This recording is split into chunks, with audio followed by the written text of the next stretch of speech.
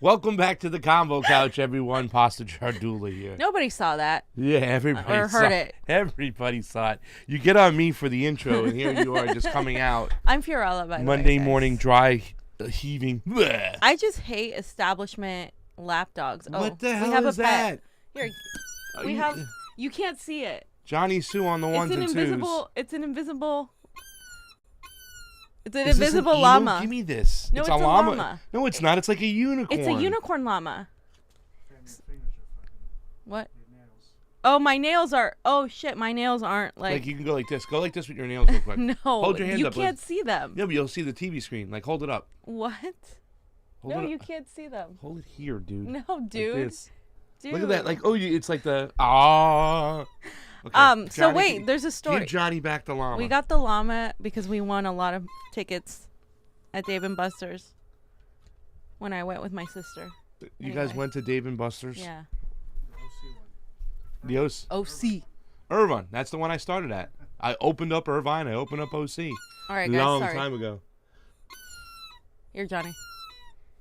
There we go. Sorry. So, kind of an interesting start. I just saw somebody on another show, and I was like, why is this person on the hill? So, that's my reaction. I fake vomit when I see things. ladies and Anyway. gentlemen, can I start the show, fam? Yes. First? You know what I'm saying? You got the first section. You're going to be doing a lot of talking, so let me just do the unpacking really quick and get us rolling. Guys, thank you so much for joining in today. We're going to have an awesome guest later on. Camila Escalante will be with us, and she's from, how do you say it again? Johnny, how do you say it again? Causachan. I put the He pronunciation. put the pronunciation over there so I can just read it. So here it is. Ready? Causachan. Causachan. Causachan. Like the middle word is like slouch, but without the L. Causachan. Causachan. And it's a cow. You guys should have had a cow. Causachan. Not a llama. A cow. Causachan. Llamas are in Bolivia and Peru. Just so you And know. that's the Causachan Bolivian news. network. And Yeah. Camila's just awesome. She's, like you said, so underrated. She doesn't get enough play. She's boots on the ground, global south. We've seen her in Venezuela, Nicaragua, El Salvador, everywhere. So she's going to give us the news and what's going on down there in the global south, and we can get some opinions about that. Thank you to everybody last week for the 2 shows that we did do.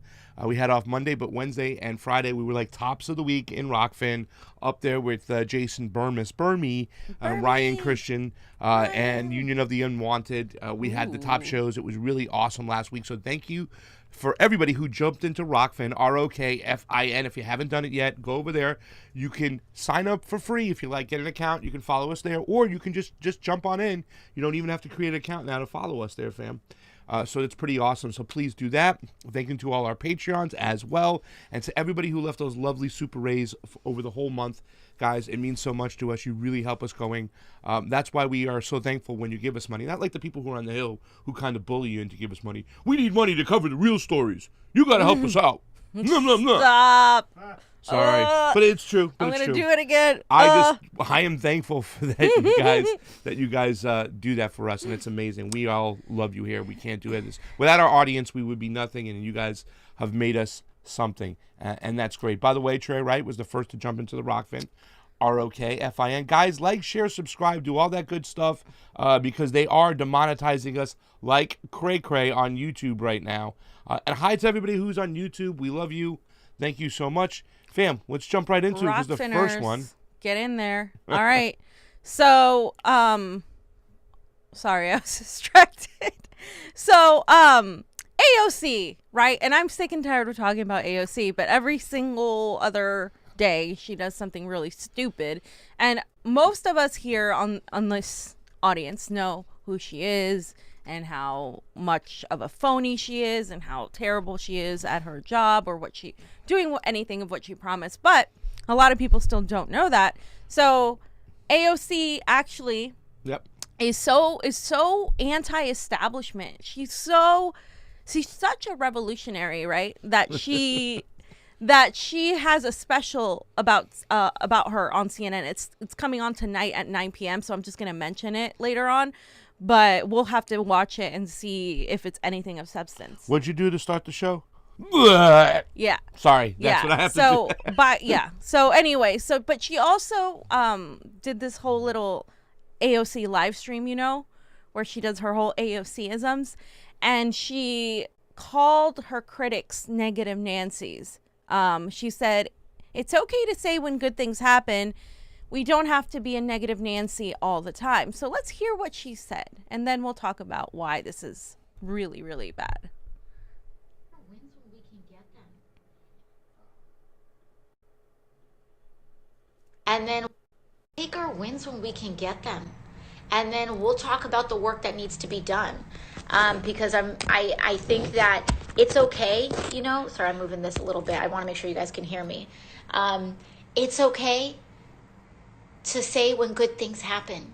We don't have to be a negative Nancy all the time.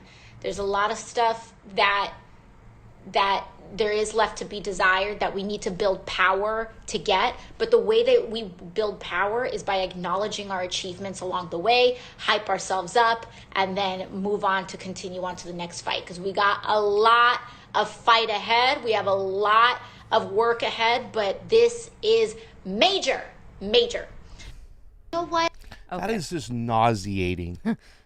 I mean, we can dissect this down. The psychology behind this, fam. Right. You go ahead, go first, because I have some things to say. Because this is just like, guys, think about this. The words that she's saying now, verbatim, I've heard from the California Democratic Party establishment. Yeah. Literally, whenever I would attend meetings to, like, I don't know, report on things on any, they would be like, you have to be positive. Stop being so negative. Come on, guys. Celebrate a win.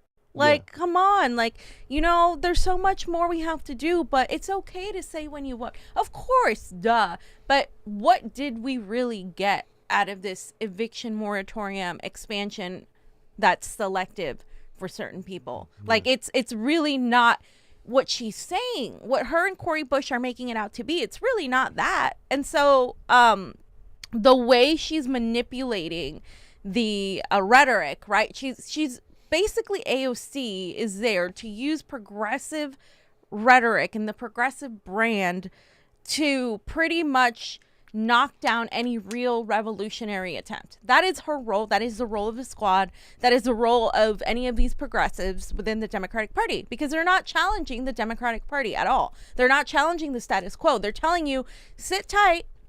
This was a win. That's incrementalism. It's just rebranded as a DSA with a DSA flower and Justice Democrats and all this crap. But it's incrementalism. There's no there's no tangible wins that you're getting out of it, and it's gross because this is what like intelligence and the establishment do. They turn it around on you and they gaslight you and make you the negative person for criticizing something that should be criticized. Yeah. You're a negative Nancy. And I understand from the perspective of, oh, we want to be inspired. We want to we want to be inspired to do something. You're not going to be inspired by incrementalism. Yeah. So what they have to do is make you think that there's something wrong with you when you're like, no, wait a minute, this isn't really a win. Oh, no, you're just being a negative Nancy. Yeah. Well, I mean, we have gotten nothing substantial from this fraud squad whatsoever. I mean, what have we really gotten? Where have we moved the needle and gotten some incrementalism? And it's one thing if you shoot high and you get little small increments of what you want, but I don't realize or recognize, maybe you can help me out, fam, is there something we've gotten for the working class over the last, 2 decades? I don't even remember. I mean, I'm an old man here, but we haven't gotten anything substantial whatsoever. And the kind of person they're talking to about, we know these people, oh, you got to take the win. This is all about the individual's insecurities and narcissism. Oh, we haven't gotten anything substantial, but you can't say that to us. We've been doing the work, so we got to get recognized for the work we did. So therefore they take that bait and go, yes, give me a plaque, give me something of significance. I've been working hard. You recognize me. We have to recognize our wins. Mm-hmm. It's really a sad, narcissistic kind of mentality. You know what I'm saying? The people that are kind of cheering for that and recognizing that are people that really aren't affected by the poverty levels and shit that's going on. Right. They still have that sense of security. Yeah. They still have their job. They're not out in the street. I'm not saying that they're all rich or whatnot like that, but they're not in a position to where a lot of people across the country, a lot of poor families who live in paycheck to paycheck are like, listen, enough of the bullshit. We need to really get something that's worthwhile. Right now, we're about to be thrown out in the street, and you guys are praising a moratorium that's kicked back 2 months, and that half the people, not half the people, 10% of the other people are just going to be thrown out in the streets. And not to mention that it might be struck down by the Supreme Court.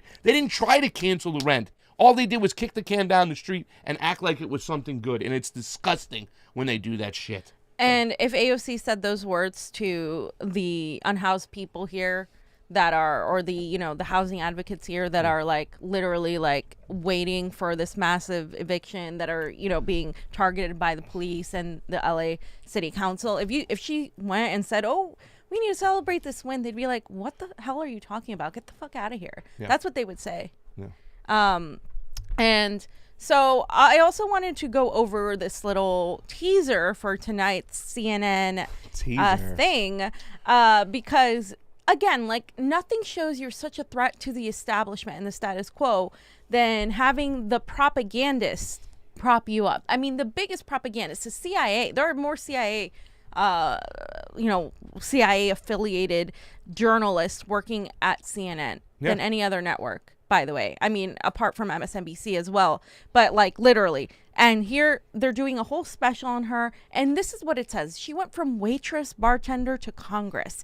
Hear what it's like to be Alexandria Ocasio-Cortez, a.k.a. AOC, on Being, the new series hosted by Dana Bash. Premieres Monday at 9 p.m. Eastern on CNN. Okay. So, like, let's just watch the video. Let's just watch the video. What's it like to be adored? Love you back. And reviled? Find out when I speak with Congresswoman Alexandria Ocasio-Cortez about being ambitious, Power can be beautiful. being terrified, I was preparing myself for the worst. and Are you going to challenge Senator Schumer? join me for Being, a new AOC CNN series. Kamala laugh. Kamala, I was thinking It's the the same Kamala laugh. thing. The Yeah. Kamala laugh. Power can be beautiful. beautiful. I was fearing for the worst. Yeah. I mean, how dramatic, how fake does she have to be? Like, I mean, how do people not see through her at this point? Like, I just don't. She's being propped up by CNN, guys. CNN, do you know how CNN treated Bernie? Did you forget They did forget him. Did you forget the shit they did to him back in 2016, 2015? How they were literally like, there was an empty podium instead of covering Bernie. Did you guys forget about all the smears, all the attacks, all the really actual anti-Semitic tropes they used? Oh, Bernie, he has money and blah, blah, blah. Like, Proven by WikiLeaks, by the way. Yeah. proven by WikiLeaks. Exactly. Thank you, Julian Assange. Thank you, WikiLeaks. But again, like, she is being propped up by the establishment. No way in hell can you convince me that somebody that's a threat to the status quo, that's fighting for you and me, for the working class, is going to be propped up by the state narrative propagandist. Yeah. Are you fucking kidding me? And mark my words, the more you see her out in the street, the more pushback you're going to see. What Franco just did the other day, and what Max Blumenthal and they all did, that's just the start of something new. Yeah. And believe you me, it's going to matriculate into her own community, where it won't be safe for her to be walking down the streets when they'll start yelling at her, "Why didn't you cancel the rent? My cousin got evicted. All you did was kick the can out on the road and you left us to dry." And also, too, I just want to speak about the progressives that are in Congress right now, all of them right now, capitulating to the mainstream, capitulating to the party itself, right? Yeah. The establishment and stuff like that. The other day, Glenn Greenwald said on his show on Primo Nutmeg or Primo Radical and stuff like that, he goes, the relationship the progressives have right now with the establishment is awful. It's like an S&M bondage relationship where they're just getting beat and beat. And the more they get beat, the more they capitulate to the establishment. It's almost uncomfortable to watch at this time, at this moment. And he's right. It's getting ridiculous right now. They constantly get beat up, and now they're just capitulating to the establishment. Hi, Senator Schumer. Hi, Adam Schiff. Hi, Jimmy Gomez. Oh, let's bond together. It's like the more they embarrass you, the more you capitulate. And at this point right now, I got to close my eyes because it's sad. It is sad. What are the progressives for in Congress? They're not for civil liberties. They're for big government. They're for big pharma. They listen to them. They repeat their beautiful talking points. But I mean, they're not even for progressives and poor people anymore. No. They've abandoned them completely. And another thing that they leave out about AOC, waitress, bartender to whatever congresswoman, is the fact that she had been involved politically for a long time before that. That's all left out. Like, if you're leaving that out, you're not telling the whole story. So Ricky Rants posted this. So AOC does have power, just like we said. So this is from AOC's campaign, her little email. It says Alexander holds just 1 out of 535 votes in Congress, but she wields a lot more power than 1 in 535 would suggest. That's because our leverage doesn't just come from her vote alone. The strength of Alexandria's voice in our fight for progressive agencies comes from you. Millions of people follow Alexandria on social media or over email. Yeah, that's the point. They donate, volunteer, and amplify our message. It's precisely the kind of collective action that builds leverage in the political sphere. When we advocate for things like extending the eviction moratorium or pressure the Biden administration to cancel student debt, where the fuck is that pressure? Where is that pressure? Did it work? Money. Did you push him left? No. People know that our demands are backed up by millions of grassroots activists who volunteer, donate, and vote. They're fucking chumps. chumps right now. Anybody still donating and volunteering for AOC is a chump, and I feel really bad because they're still propagandized. Yeah. So when we ask you to donate, we're not only asking you to help to re-elect Alexandra, we're asking you to fund the organizing, advocacy, and communications work that this campaign does to exercise as much power as we can to make change, and we set ambitious fundraising goals accordingly. Please make a $27 donation Johnny, 27. now to help us stay on track this month. Blah, blah, blah. Look, guys. Bullshit. She sent this right after the whole eviction moratorium thing. So did Cori Bush. She sent it via text. We've seen it. That's what this was about. It was for fundraising for them, making them the heroes of the story. Because, again, there was very little working class representation, like unhoused people or people facing eviction there. There is very little of that. It was mainly about them. Oh my God, AOC and Cori Bush, look at them. They're doing their job. Let's praise them like they're fucking like Jesus Christ. Like it was that's what it was about. And because they want to be like them, fam. That's like I say, these are narcissistic people really who have a lot of fucking insecurities inside, and they see these people getting all the attentions, and like that's all they want. Oh my God, I want to be popular like them. I want to sit at the table. That's what it's not really about getting work fucking done. It's about their popularity, and they've been able to dupe people who don't dive into the nuances of policy at all. You shouldn't want to sit at the table, though. You should want to take that table, turn it on its face, and like take over. Yeah. That's what I would do if I was in Congress. By the way, Frank Analysis said this is really good because Franco has been attacked saying, well, what are you doing? First of all, we don't have power, right? We're not in Congress. Frank Analysis said to this is what they say. What have you done? It's not an argument and is extremely disingenuous to say to a working class person criticizing elected officials. 1, it's not our job. 2, we don't have nearly the same level of clout or power.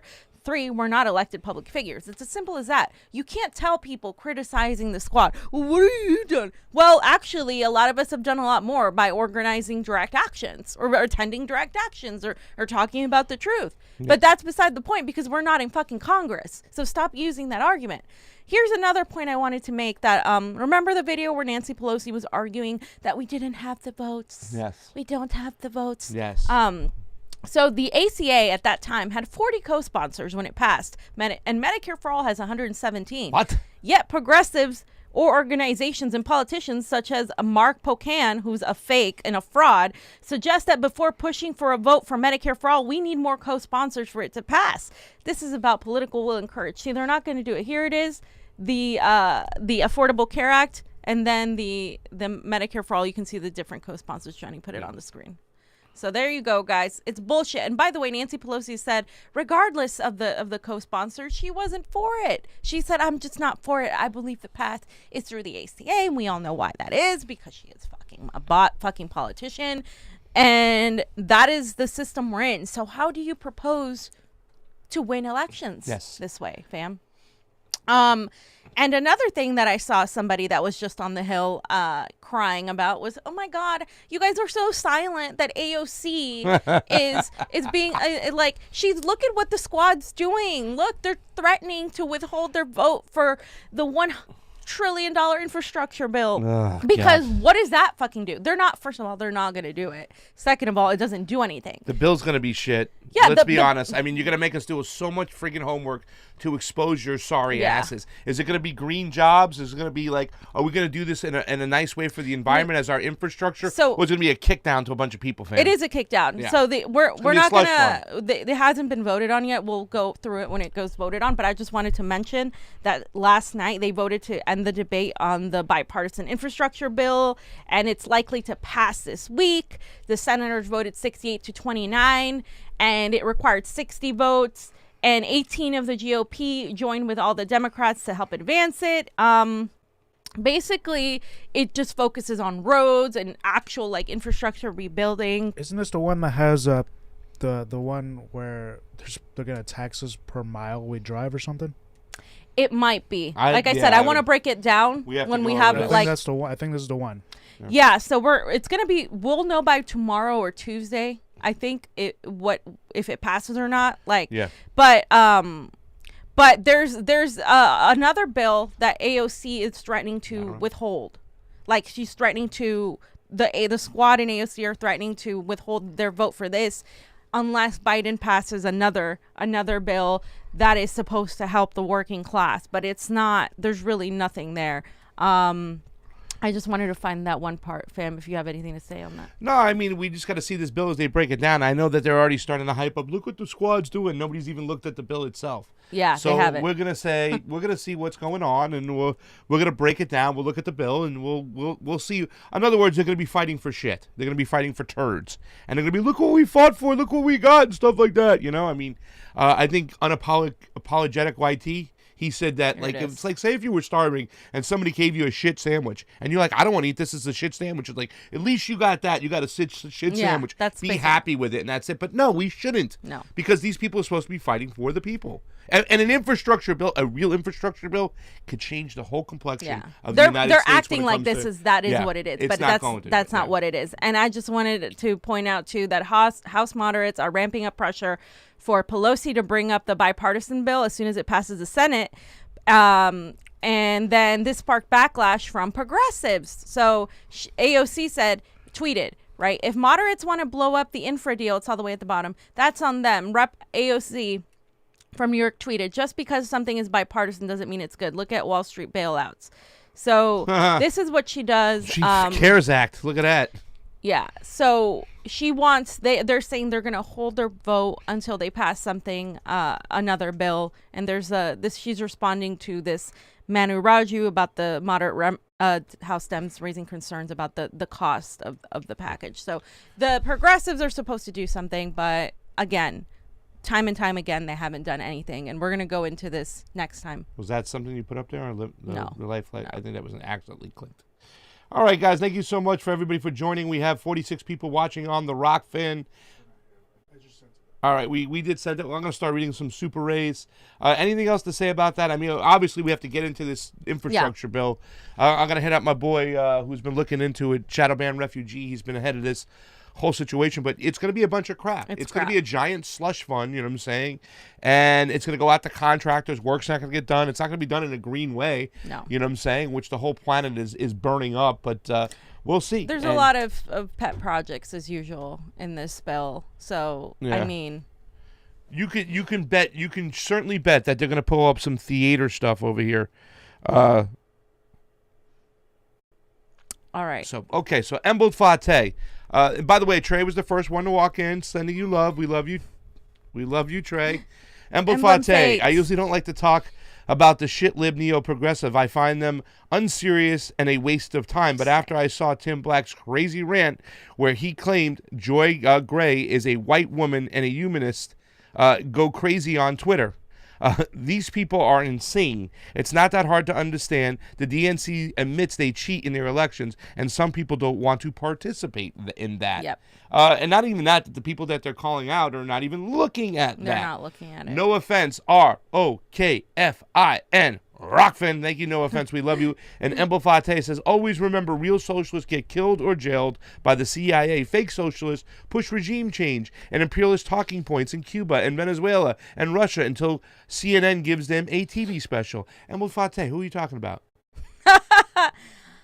You almost had me killed.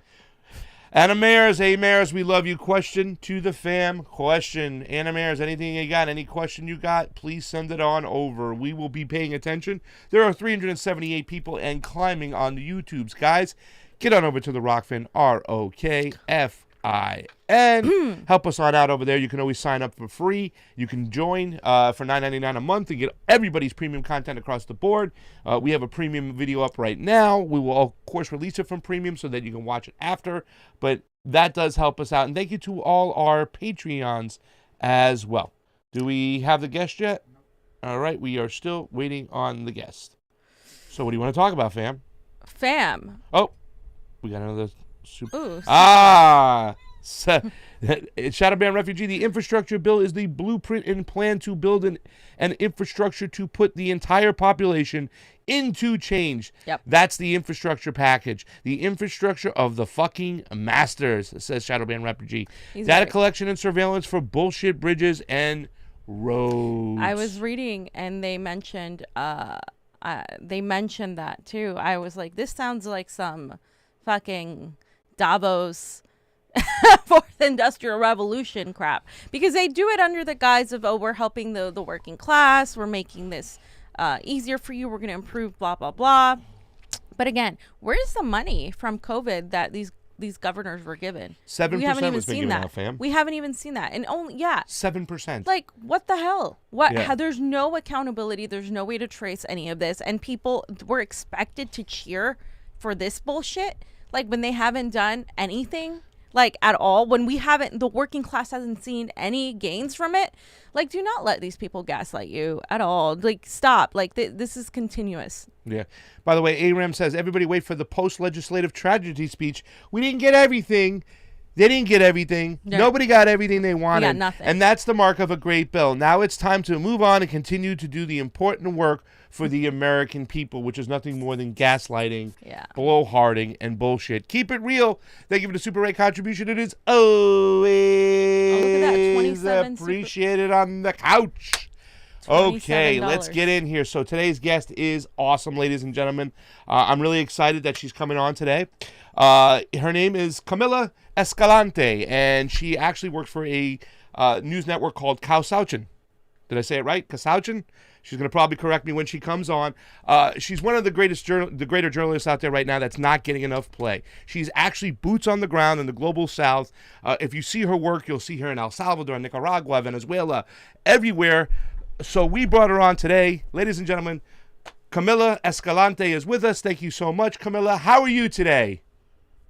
Hey, guys. I'm great. Thank you so much for having me. It's really good to touch base with people in the U.S. because you guys are, of course, I don't really know who your audience is per se, but, you know, we speak to an English-speaking audience trying to provide that, coverage of Latin America in English. So it's always important to connect with you guys, hear from you guys, and actually know what the struggles are there in the United States as well, and the different building and organizing that's going on there, as well as, telling the stories that we have going on down here.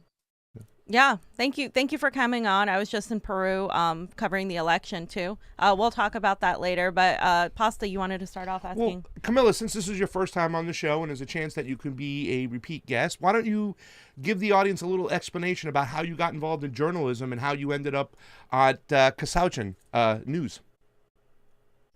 Yeah, I've just been following, developments in Latin America for a long time, and kind of the way a lot of people do, a lot of like social media users, people who, try to raise awareness about different things, are involved with different campaigns and organizing.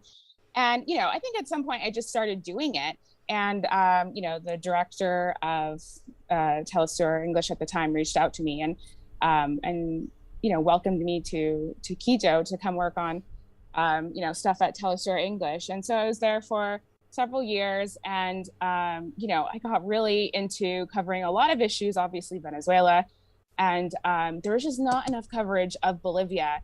And we watched in real time as the coup was taking place, like throughout 2019, even before 2019, of course, Evo's 4 coups were attempted against him.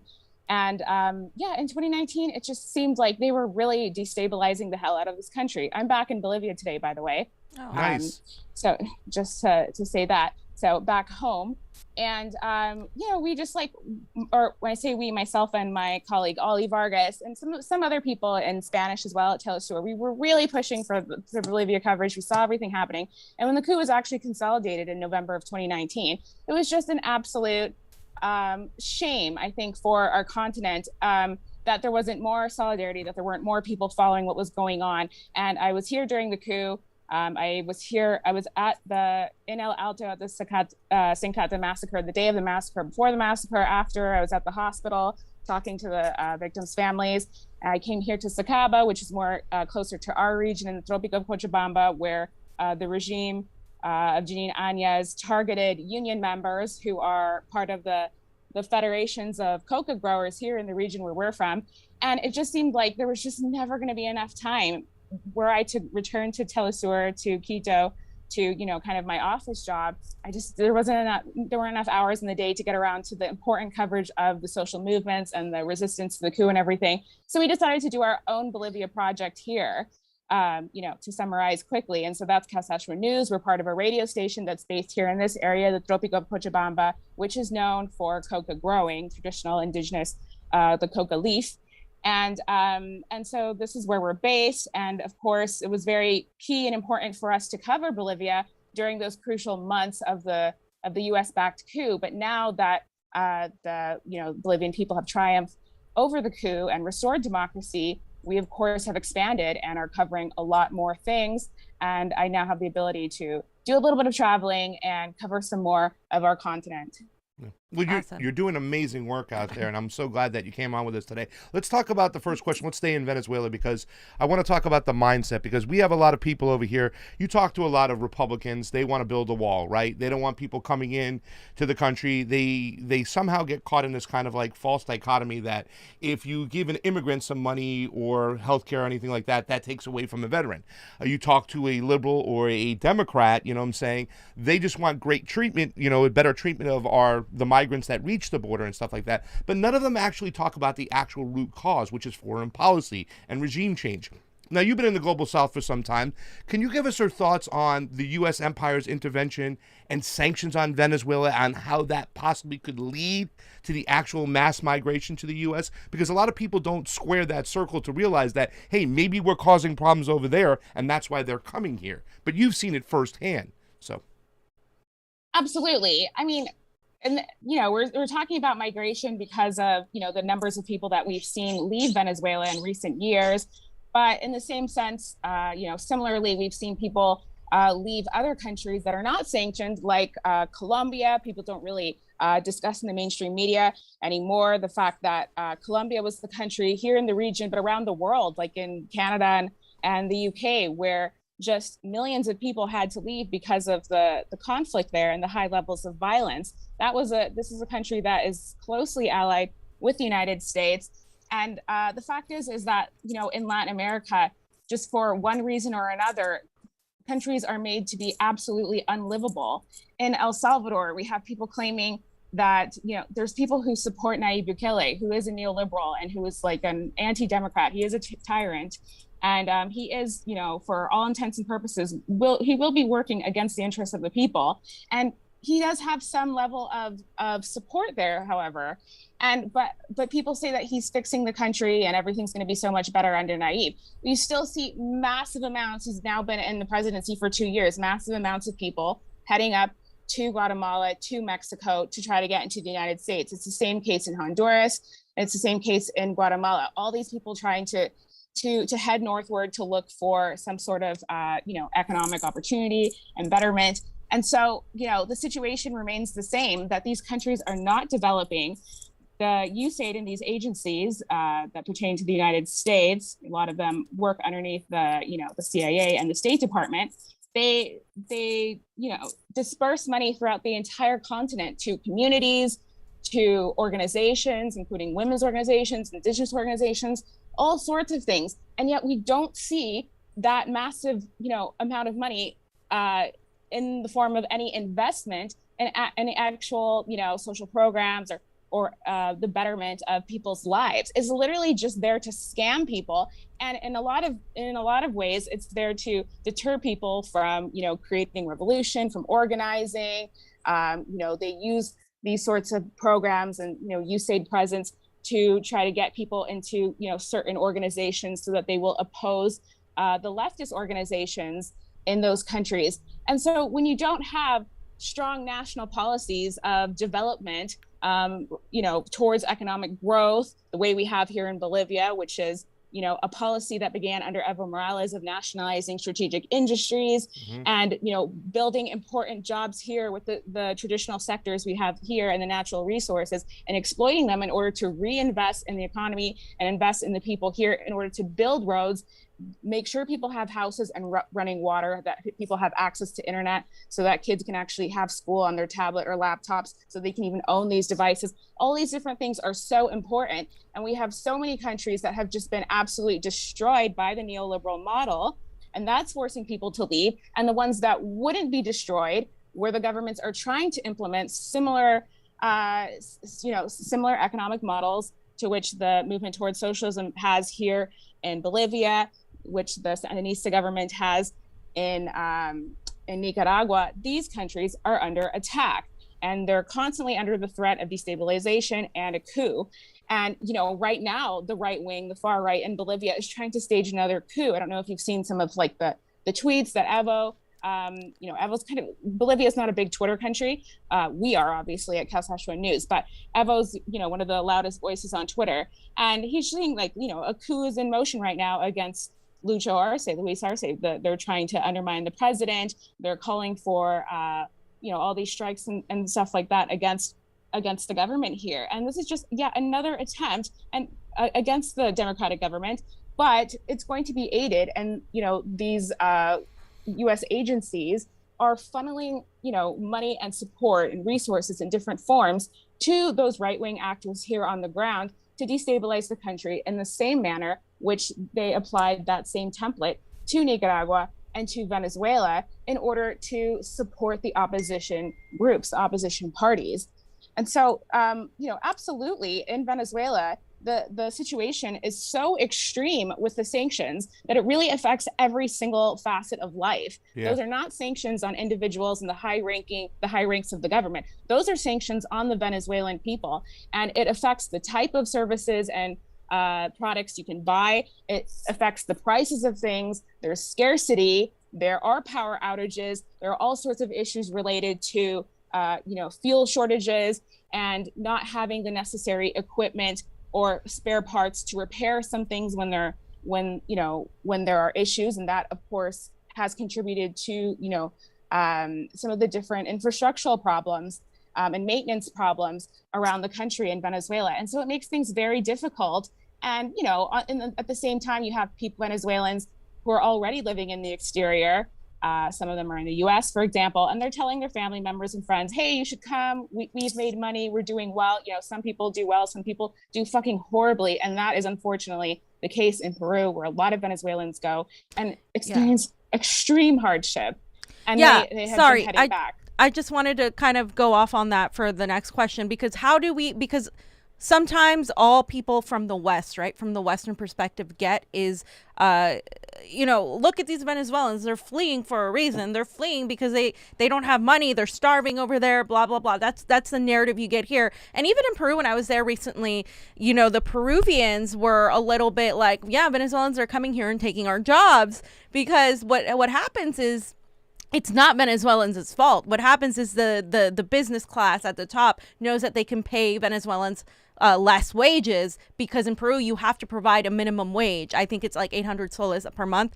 And so Venezuelans are coming in there, they're like, oh, we can pay them less. So they're paying them less. So they are taking like the jobs, the lowest wage jobs, where they're, selling candies to cars on the street, servers, waiters, just any job that they can get.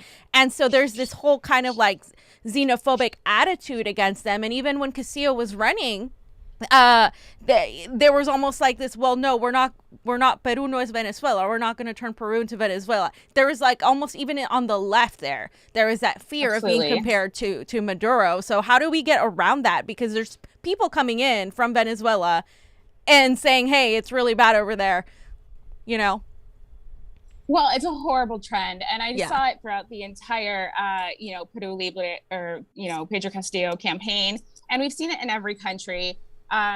Just like everyone watches the same news, whether you're right or left wing, or regardless of what party you support, it's very difficult to avoid watching these mainstream oligarchy owned and controlled media outlets here in Latin America. And they own absolutely all sorts of, platforms online, obviously print media, and on television is most importantly. Like, people continue to watch television as a means to get their information, whereas we, or people in the global north, largely are on social media. It plays a big role here, what people say on the network television.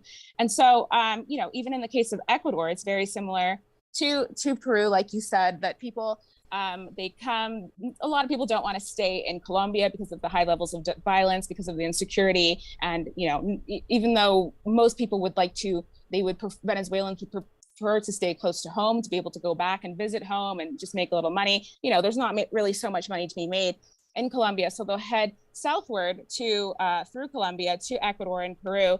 And like you said, there's just a lot of people selling candy on the bus, There are people, selling cigarettes. Even during the protests against the Lenin Moreno regime in Ecuador, you had Venezuelans, with like candy and chips and cigarettes, and just on the exterior of the protest, trying to make money off of, to see if anyone who was mobilized there would buy something from them. And but the campaigns are really strong, and so you do have people on the left as well who are going to say things that are, against China, against the Chinese vaccines right now. This is very common around Latin America, unfortunately, people saying that they don't want to be vaccinated with the Chinese vaccine, that they only want Pfizer or whatever it is. Oh, Mo. Wow. Yeah, it's pretty hilarious because, to what extent, like what lengths has the U.S. gone to distribute vaccines? It's actually an initiative they've only started in the last month, really. Before that, the only ways that a lot of countries of the global south were getting vaccines, at least here in Latin America, were with the support of Russia and China. The COVAX mechanism wasn't really working fast enough. We would have just been starting to get vaccinated had it not been for China and Russia. In our case, I'll just say that we at the radio station as journalists were able to get vaccinated early on because of our job reporting on the ground. So I was vaccinated in April with Sinopharm, or Sinopharm, whichever you say.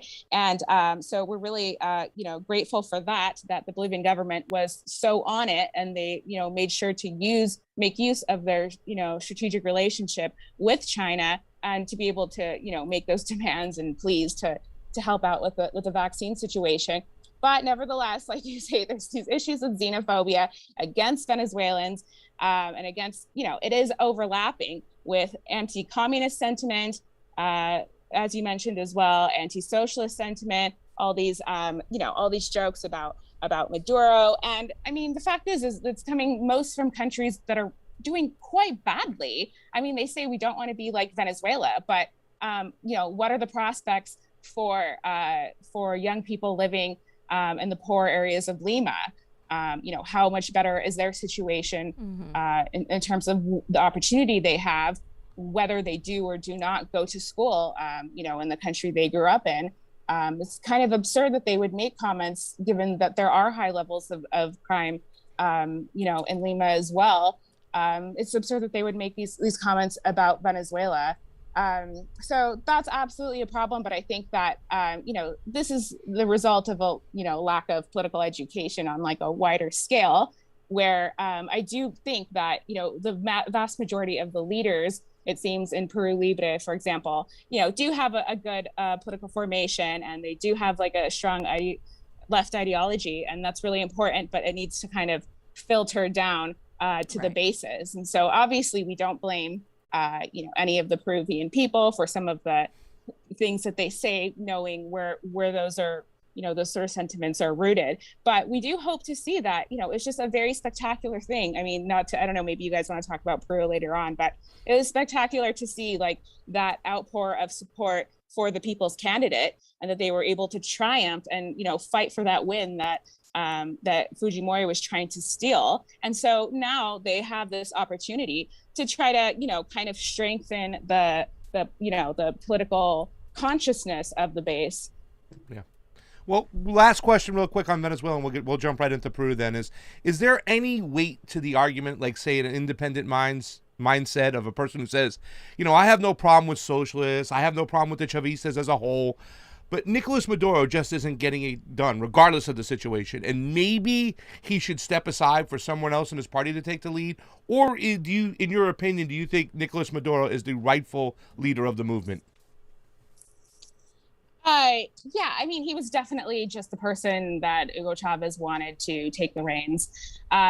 He was a person who, served as a foreign minister, and so he has so much international experience. He was, a right-hand man who traveled around with him, and that says a lot. Hugo Chavez, anyone who had the opportunity to be around him and kind of like follow and learn from him, just is learning from, there's nobody that we've ever had like that besides maybe Fidel in modern times. And Evo is kind of an example of that. He was just young, and he knew about the local struggles here against the DEA, against the United States Embassy, against, the tyrannical governments that Bolivia had during the dictatorship periods. And but Evo didn't really know a lot about, the continental struggles and all these other things. And so he was a student of Chavez. And it really shows sometimes, it really sets him apart from some of the other leaders here of the revolutionary struggles in Bolivia. But so I think that a lot of people, at the time knew that Nicolas Maduro was the right guy to do it. But even I don't think that he's someone who wants to stay as president forever. He did say that this would be his last run at the presidency, and that that when he won back in 2018, in the summer of 2018, that this would be his final term. And I do think that in a lot of ways they have been, they meaning like the upper ranks of the PSUV, the United Socialist Party of Venezuela, and the Venezuelan government have been, preparing some other people, and namely that would be Delcy Rodriguez as first vice president. And she is herself a revolutionary leader who comes from a revolutionary family. Her father is like a revolutionary communist leader, and he was assassinated. Her brother is Jorge Rodriguez. He was the Minister of Communication previously. Now he's the president of the National Assembly. So these are two of the people who are at the top of the door, among others. There are very strong leaders within the upper ranks of, like I said, the PSUV and the government. And these people have, a lifetime of contributions to the Bolivarian Revolution, and they're behind Nicolas Maduro. And, but I don't think that he wants to hold on forever, like I said. But I mean, I think it's, in any country, you're going to, I think in a party like the PSUV that's so large, you're going to see a lot of internal criticism. And I'm sure there are a lot of people who have said that even given the circumstances with the blockade and, how the country has been suffocated and strangled, that Nicolas Maduro could be doing more, that Venezuelans should be suffering less. We have stayed here, we're not immigrating, we're not turning on our party, but we want to see results. Those criticisms are going to always exist.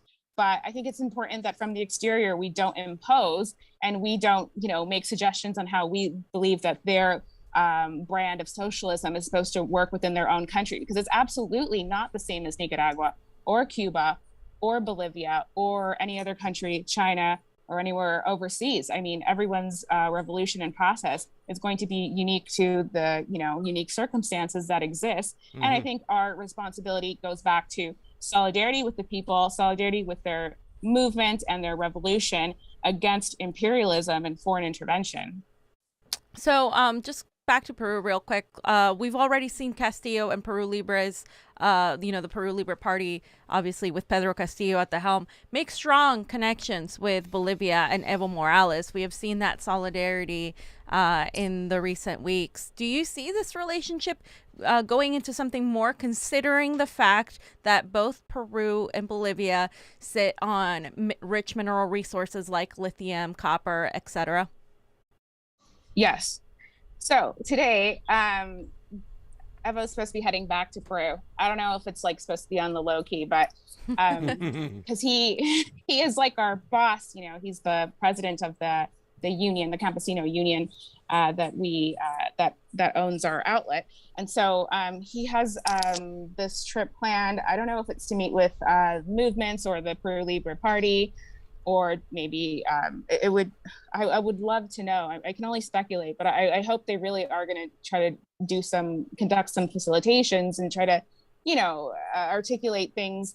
I don't think, this is a party that was prepared to take the presidency a few months ago necessarily. So it's very difficult for, a party that, just was never expected to perform so well, to come up with all of these different ministers and this big, huge, these control and run these institutions. And Evo faced this himself, 15 years ago or whatever it was when he first came to government, that, he had to find, he's here with the Campesino Union leaders who are, basically they're into agriculture, they're into growing things. And he had to find a minister of economy, which ended up being Luis Arce. But he, who are all these different people who are going to fit these functions when you come from the rural Campesino area, as does Pedro Castillo. So I do think it's very important in this sense that they look to their allies, and I think they have within the country, other leftists, who may be from other parties, other other sectors of Peru, but also internationally. They would have had to at one point, and I'm sure they have asked themselves how they're going to govern, and in which ways they're going to be similar and dissimilar from the other countries of the region. So I hope. I think here people are very excited, sharing that massive land border with Peru. There's a lot of people in La Paz, that part of the country, who have had many opportunities to exchange, to go to Peru, and who are familiar with even the coca growing movement there, and the areas of the country and the campesinos who grow traditional coca as well. And I think that there is this desire for more integration. Obviously, with Evo has his RUNASUR, they want to build a plurinational America. Countries like people and leaders in countries like Peru and Guatemala have said that they want a plurinational state. But more specifically, I think Evo wants to start local.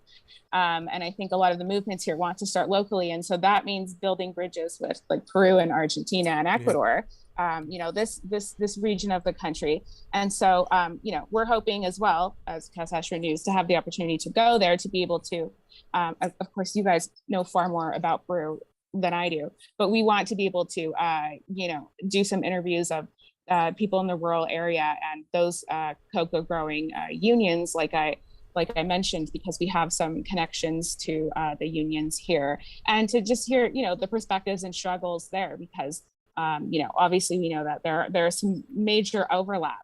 So yeah, we're very optimistic about like this new relationship, but we know of course that Pedro Castillo's government will be subject to destabilization attempts as well. Absolutely. With all that lithium there. Do you think it's important that we emphasize what type of government, or what type of leftist government the Castillo government is going to be? Because it's an economic left, right? It's about nationalizing resources and empowering labor. It's not like the typical social left that we see in America. The Castillo government is not going to be friendly to abortion and gay marriage. They're not going to decriminalize marijuana.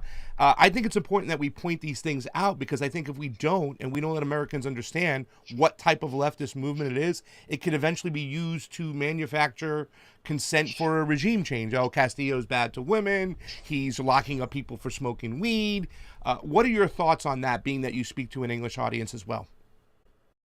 Yeah, I think that is something that that weighs on us as media, as well as you guys, of course, that we need to show these different angles, because every government has their own unique approach, and we're just beginning to see who the people are who are being put in his cabinet and his administration. So we've yet to see what direction they're really heading in, but the indications we have early on are that they've left the Lima group, that they have appointed someone who believes in equal rights, human rights. Obviously, that means different things for a leftist government than it would for a Fujimori government, that's for sure. And so I think we really need to, for our own knowledge, it is really important to like independently track the ways in which they are going to, work on disparity between women and men in the workforce and employment and unemployment levels of women. And the way in which they'll be looking to bring women into the government. I think that's really important, especially in the case of Cuba and Nicaragua. They've done amazingly on that, and Nicaragua is a world leader on gender parity in government institutions. And so I think this is something that I'm not really sure how much we can say so far, but you're absolutely right that anything like that where it seems as if a government or a leader may fall short with regards to addressing the demands of LGBT groups, of women, and other historically marginalized groups, Indigenous people, is subject to attacks.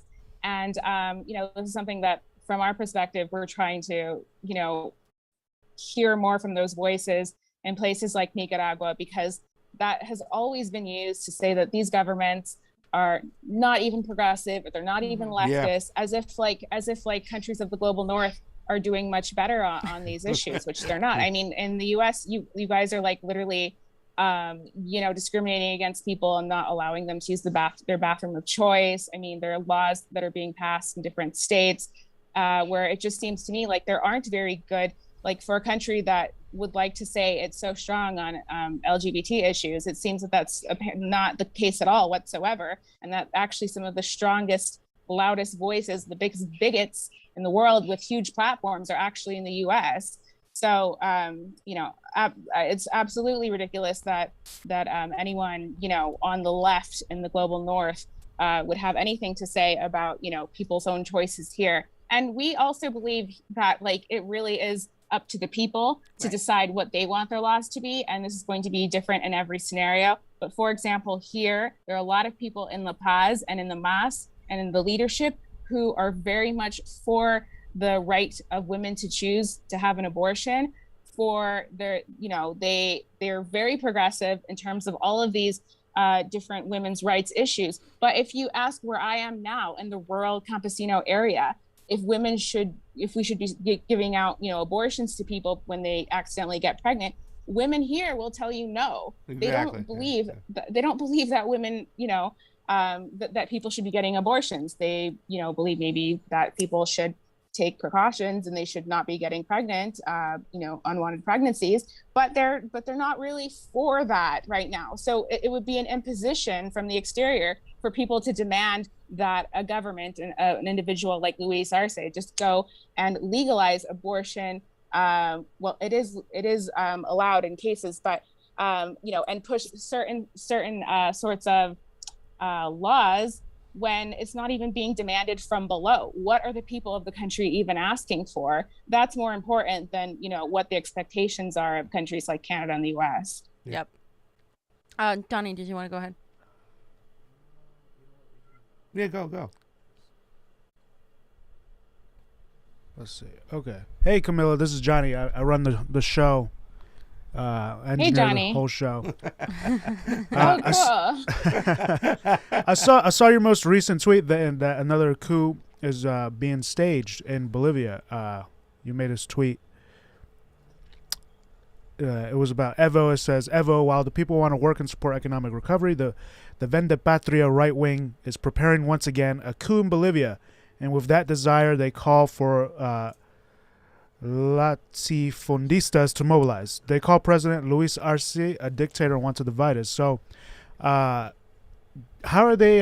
Can you tell us about your experience on the ground with the Vende Patria, with the right wing, with the with these traitors, and how are they right wing? It's economically, they're like pro-U.S. Imperialists. Can you tell us your experience about that? Yeah, I mean, well, they want to restore a colonial order here in Bolivia. They are people, I mean, when he's talking about the latifundistas, he's referring to large landowners, he's referring to the oligarchy, and people who, as we all know, when socialist governments come into power, they actually don't steal everyone's land all the time. Sometimes they should. They probably should, but actually it's very difficult to reverse a centuries old, order. And so these people continue to own, huge, companies, and, they kind of act, in some ways they do whatever they want because they have so much wealth here. But these people have, they really, when they're trying to make a point, they love when they can find something that they can quote from the European Union, from the European Parliament, from the US government, from certain figures of the global north. They never make reference to it's like they don't have any real leaders here. They have very few leaders here. Obviously Fernando Camacho, who's, became well known, who's now the governor of the Department of Santa Cruz that neighbors us. He's one of has like one of the highest platforms, but of course he wasn't even second in the presidential election. He was third. And but these people are always looking to the exterior for validation. They look to the exterior for resources, financial and otherwise. And, they represent a minority of the country. And I think that, they were really delighted when the coup was consolidated in 2019. And they believe that they're going to be able to just rehash that same formula now. And so that is through, making claims. There will be, on the one hand, these sort of like young, maybe like university city elite people who are going to be talking about the environment and social issues, like we just said. And then you're going to have other people who are going down the line of saying that there's political persecution in the country. And of course, they used this beginning when the arrests began being pursued in March, which, by the way, the bases here are furious about, because people here wanted to see arrests and they wanted to see these people jailed, the coup authors and all of the people who conspired with Jeanine Áñez. They wanted to see them jailed in November when Luis Arce got sworn in. But they went through all this process of investigating things and which allowed people to flee the country. And of course, now some people will never be arrested.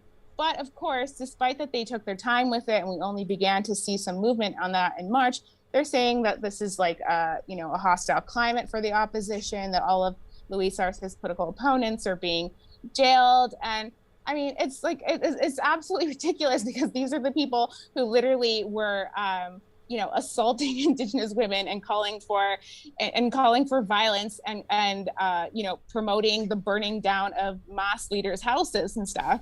I mean, these people literally, provoked violence in the country, during October and November of 2019. And so that's in addition to the fact that there's some corruption that has now been established. And obviously Arturo Murillo, who is the interior minister, is being tried in the US for his money laundering. So they literally robbed the Bolivian people. They had a real political persecution campaign against leaders of the MAS, where so many leaders of the MAS had to leave the country.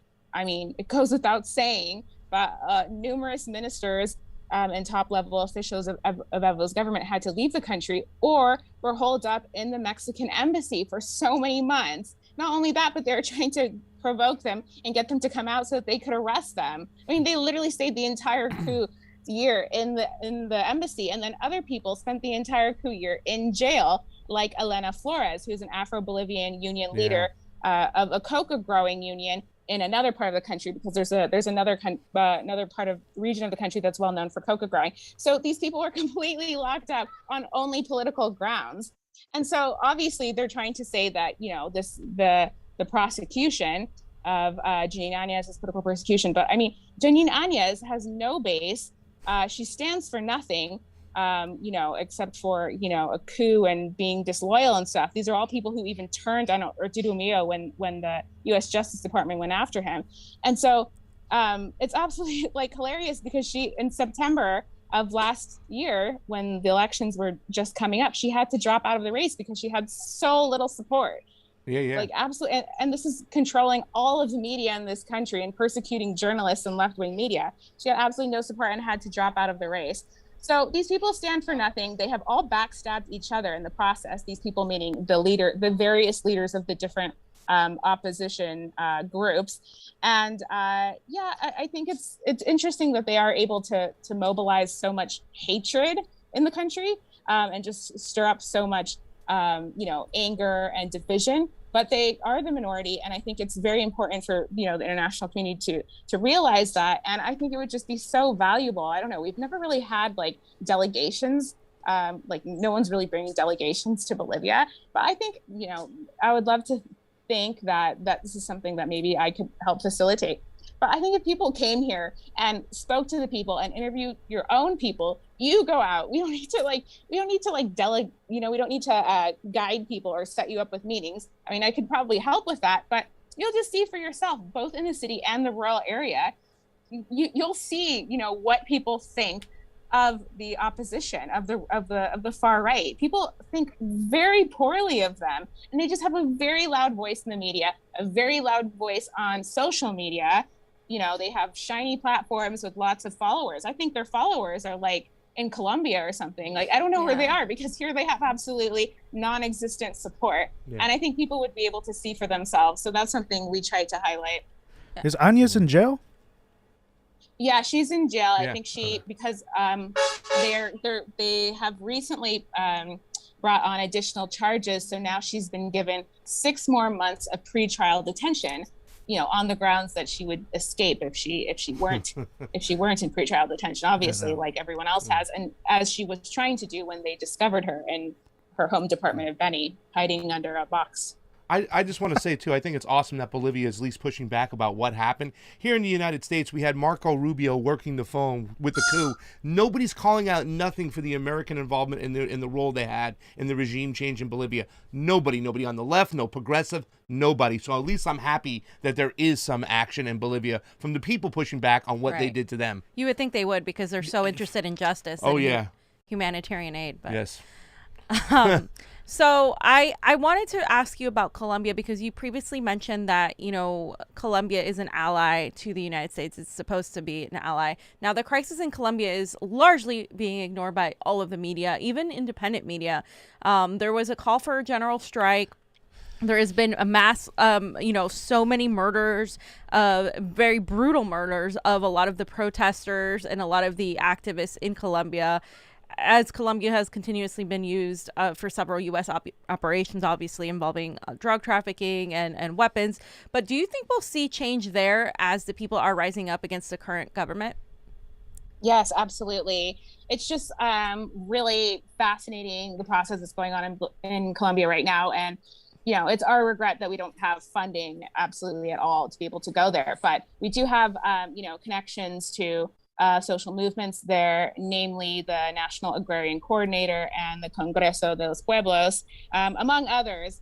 And, in all of the rural areas, people suffer, these high levels of violence, violent crime, disappearances, assassinations, targeted killings against social leaders and former combatants of the FARC. And, so a lot of people have for a long time been against these different right-wing regimes there and paramilitarism. And so, people have their own, for their own reasons, they have been building up this momentum. And a lot of organizations there do have very strong, political, ideological formation, programs or whatever it is. And they have their own way of framing and understanding what's going on here, and have been opposed to neoliberalism, paramilitarism, and imperialism for a long time. They're opposed to U.S. military bases and the complete and total unrestricted access to Colombia's military bases, being handed over to the U.S., where the U.S. basically has complete free range in its territory, not only to operate militarily, but also to, put in its advisors to command over all of the armed forces and the police. And of course, people understand this as, what is behind the way in which the country is policed. This is what is behind the, levels of police brutality in, the cities which target university students and everything else. And so people have made the connection on their own to the U.S. presence in Colombia, and how that has contributed by all means negatively to this what should be a peace process, this post-accord era. And so all these people have been mobilized. They've had their own protests and strikes in the rural area prior to April 30th, when they began all across the country. And so it's very, and as well, we've seen like some student uprisings and protests in cities. And so now this is just, when the current mobilizations began, it was just all of this coming together all at the same time. People are angry. They do not want to see another presidency from the far right. And of course, they have their candidate, which will represent a coalition of leftist parties and forces, will be Gustavo Petro. And Gustavo Petro is not seen necessarily as the most revolutionary figure. And he has said questionable things, if you ask me, about some of the other situations in other countries in our region. However, that is the person who the Colombian people support. And it's very important that we support them in their candidate, the popular candidate, because of course we know that there has also been corruption and election fraud in Colombia, similar to how there has been in Honduras. And so we don't believe that the elections were fair in Colombia during the last cycle. We know that there were bribe scandals involving Alvaro Uribe. And so, they see this as their chance now to put in their candidate and win the presidency back. But they know that, that the ballot box is not the end all. And so people are organizing beyond that.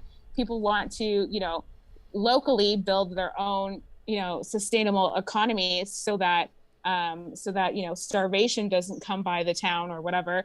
And, people are looking for alternatives within, their own communities and their own regions, because there's just so many simultaneous struggles going on in Colombia at once.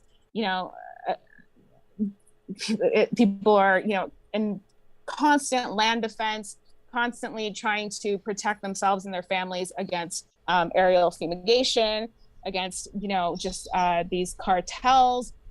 It's just a lot of very difficult things going on, and people are mobilizing on all sorts of levels. So during this process of the mobilizations, a number of organizations have come together to hold assemblies, and they've held both national assemblies, and they're also holding assemblies in different territories to try to determine what some of the aims are going to be in their protracted fight, where they're going to be, continuing to hold mobilizations now once a week, every day, all the time, but of course, big ones once a week on a continuous basis.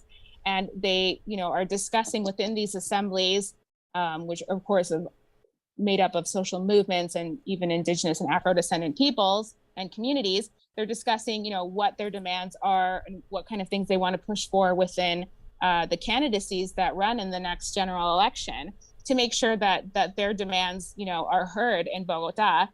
And it is like a very inspiring revolutionary process, and it involves all sorts of actors. Some of these organizations have probably themselves even received funding from the U.S. State Department before. Yeah. I mean, this doesn't necessarily take away from them, because they're just, to be like an Afro-descendant women's group in Colombia or in any country means that you actually have NGOs and groups all the time coming and pouring money on you just because they have to. That's their job. The money needs to go somewhere, or because they have some interest. And so, you have some people who have different visions of the country, but this process of getting together, and, you have some organizations with very strong, leftist ideology, and are very strong in their anti-imperialist stances, coming together with some more of the more liberal or mainstream groups. But it's a very important process, and what comes out of that is going to be very important. Right. Yeah, it's going to be interesting, because the West gives more weapons to the Colombian government than any country in the global South whatsoever. I mean, when you see these soldiers running around the streets, they're running around with American weapons and American gear. Last question, we'll get you out of here, because this is one I hope you don't hate me for this one, but I'm a little bit confused right now, because you've been very critical. You even said at the beginning of the show about Nayib Bukele of El Salvador, the president. Here's a tweet you recently posted up. It said, this year, it was revealed that the U.S. military advisor was present during the Army's massacre of more than 1,000 unarmed people in El Mozote. Now the struggle to rescue historical memory is under attack by Nayib Bukele as he remilitarizes El Salvador. Now, El Salvador is set to adopt Bitcoin this September 7th, right? And Bitcoin and cryptocurrencies, God bless you, was all about going around the central banks, was all about going around and avoiding sanctions and stuff like that. Even the IMF has come out against Bukele and El Salvador's Bitcoin law.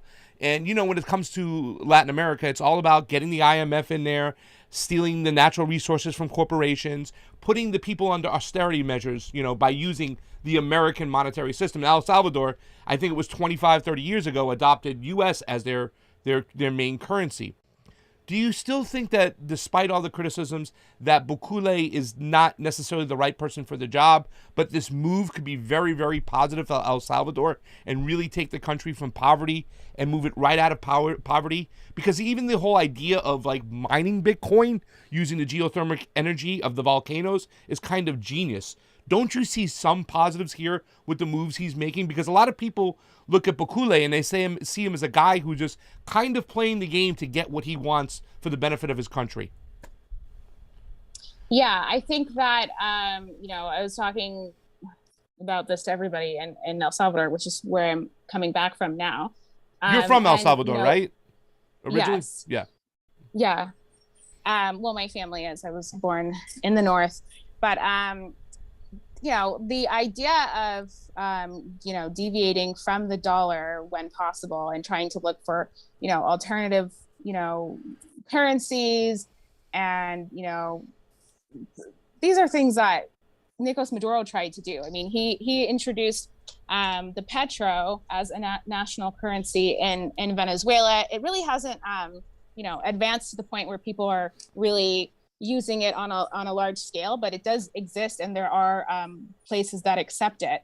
And there are also private businesses in Venezuela. If you walk down like the main kind of like avenues in some of the nicer areas, where you can actually buy like an ice cream with like several different types of crypto, because the owners there, and these are probably right wingers, of course, who are probably opposed to the Maduro government, but they want to accept it because it benefits them.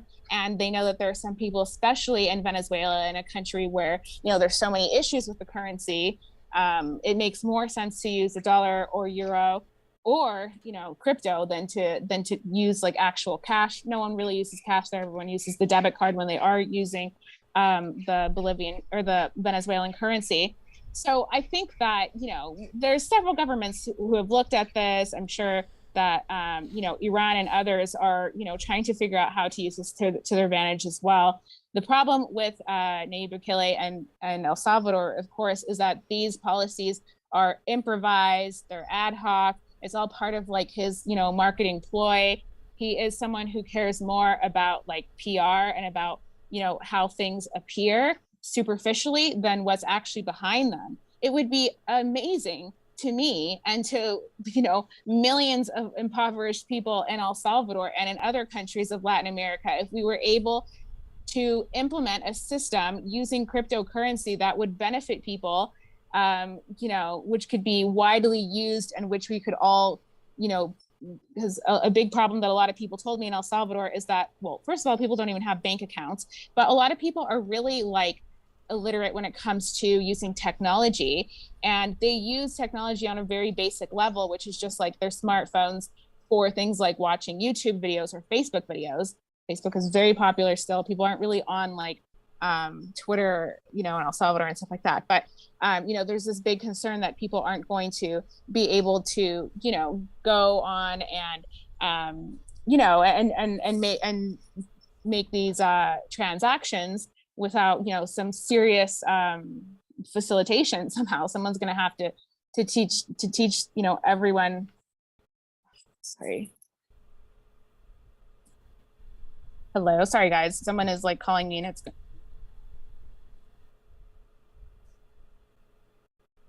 So, yeah. So the issue is that he's more self-interested than actually invested and in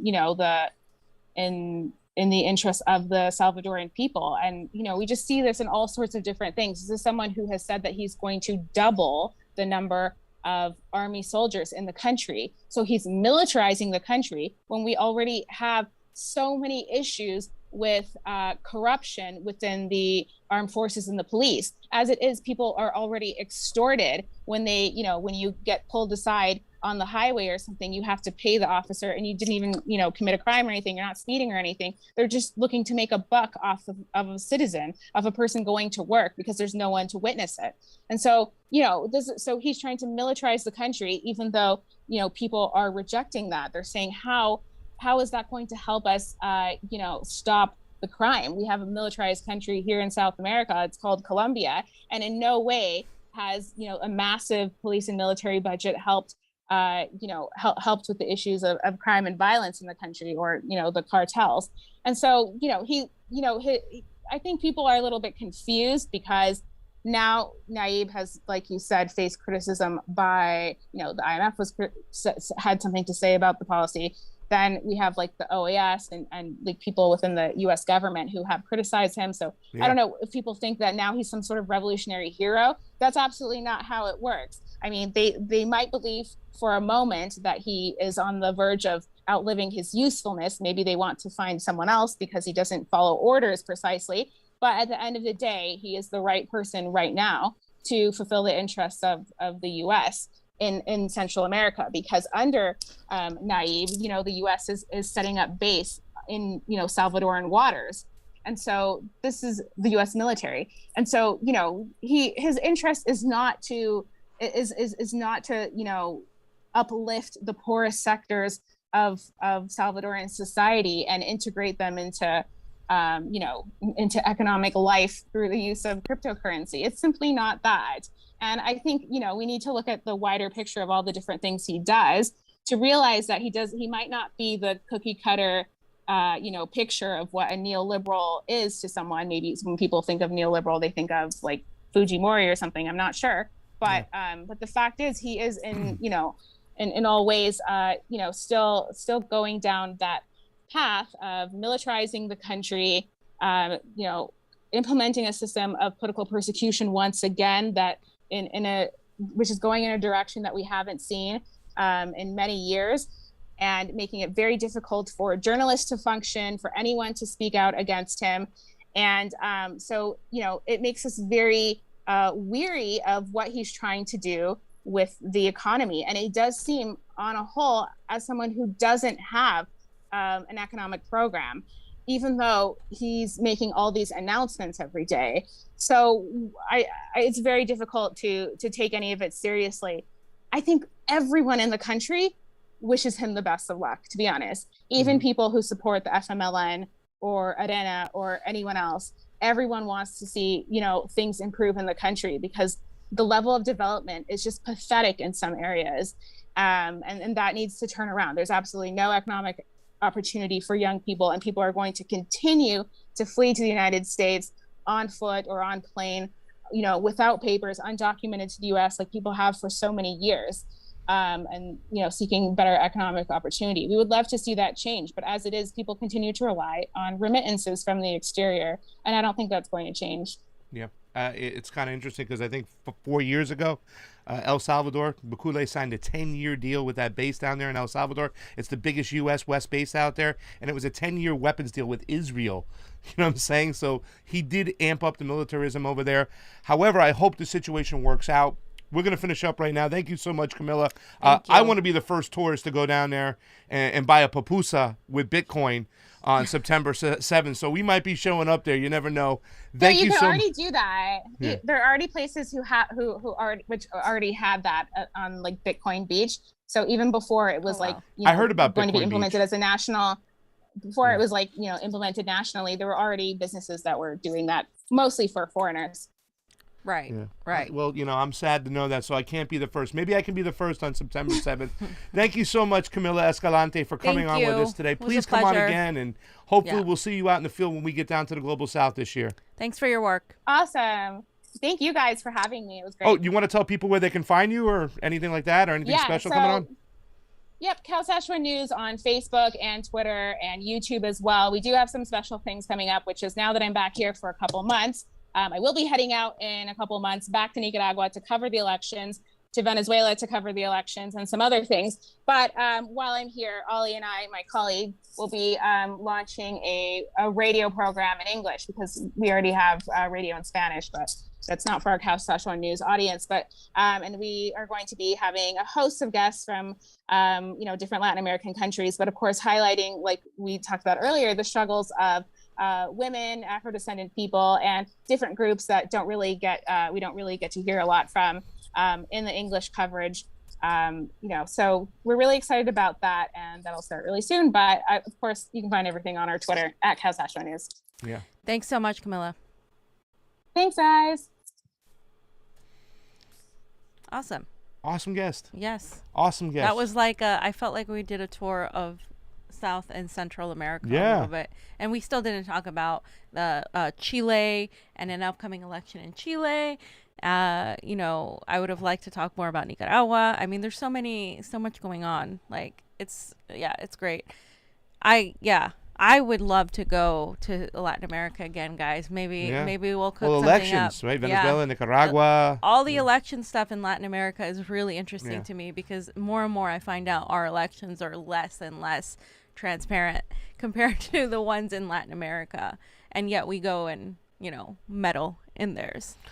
Almost 100 people watching on Rokfin. Shadowban Refugee says the infrastructure bill is the blueprint and plan to build an infrastructure to put the entire... We already read that one. Sorry. AREM.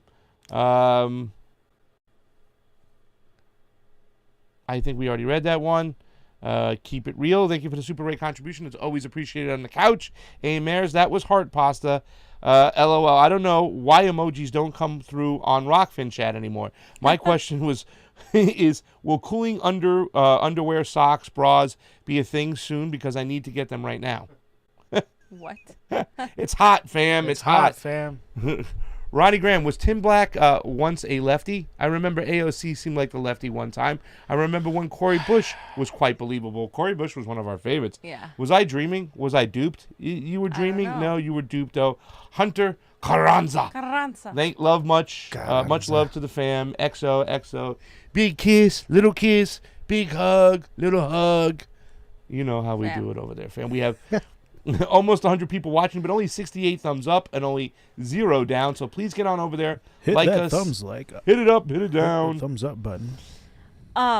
So this next section I was hesitant on doing, so Jonny took the reins. And the reason being is because these people, I just want to say right off the bat before Jonny gets started, these people are constantly going to do something to us. The TYT contingent, because Tim Black is part of it. And I remember watching Tim Black. He blocked me years ago for Niko.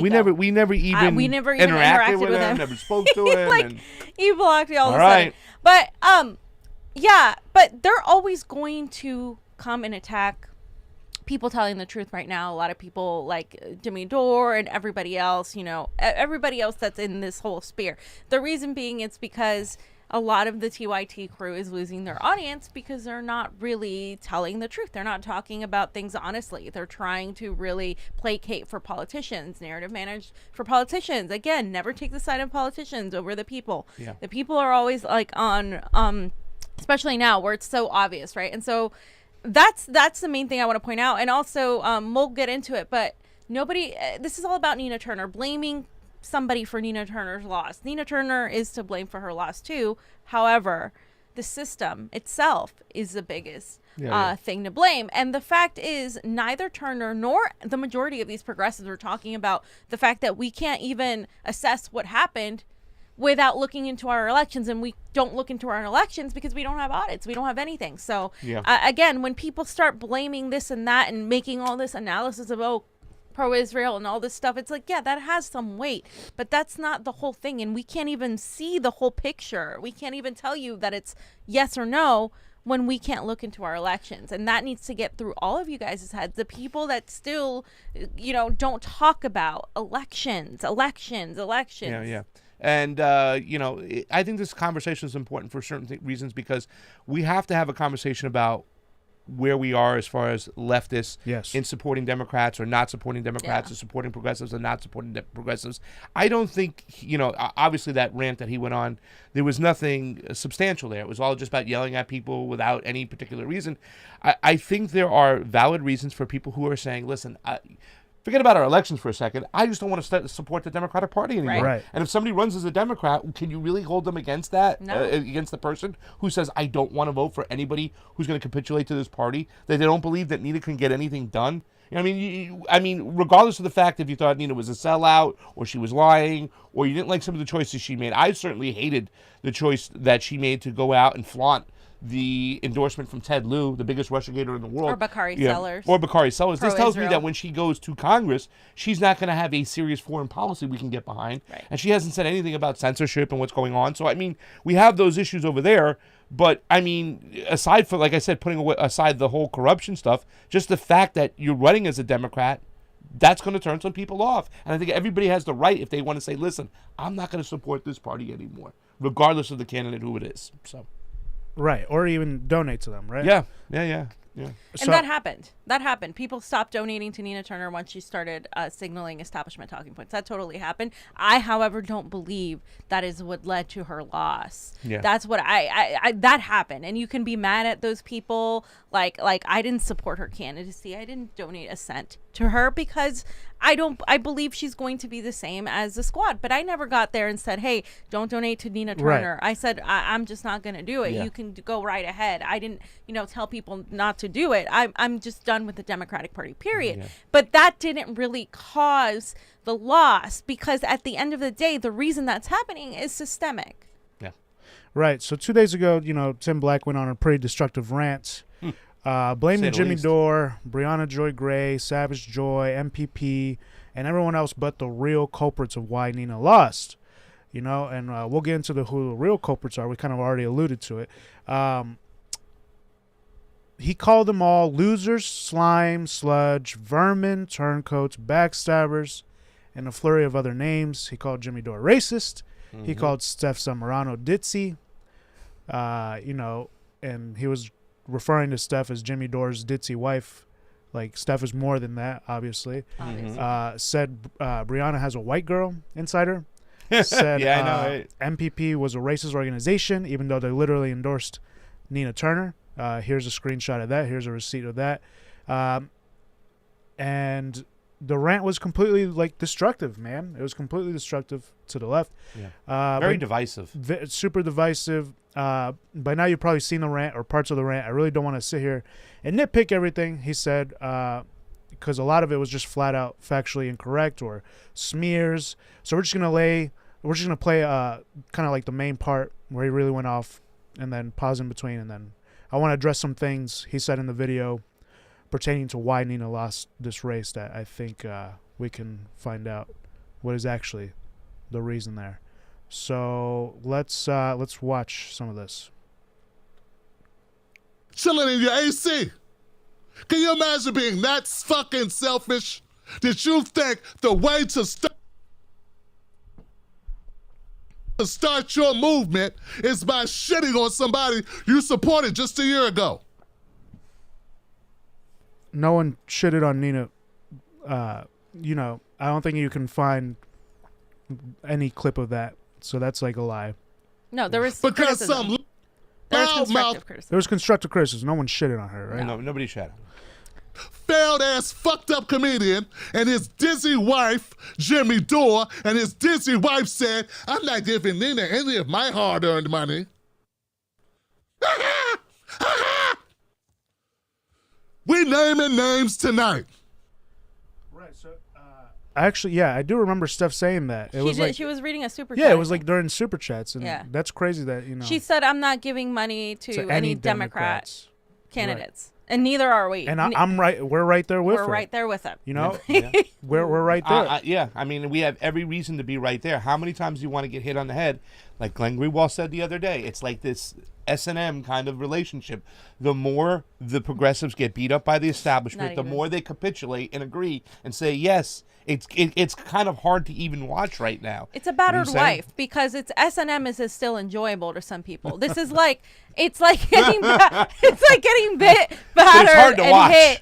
And and you just like Stockholm syndrome, like it's that bad. Like how many times are you gonna do the same thing and expect different results? That's the definition of insanity. People are simply done, and he needs to recognize that. And it makes me sad hearing him speak actually, because I used to like him. I used to watch him. I used to be a huge fan, and such a powerful, strong black voice. Yes. I think is just watching like him tear down the wrong people, going down the Ben Dixon route, because Ben Dixon has done this very similar things, using the same type of jargon, and it's just like misplaced anger. Yeah, and the way he went about it, really, I think he did himself in. You know what I'm saying? I mean, there's some things that we understand, and that when he just calling people racist for not voting for Nina, excuse me. Well, that Jimmy can't even vote.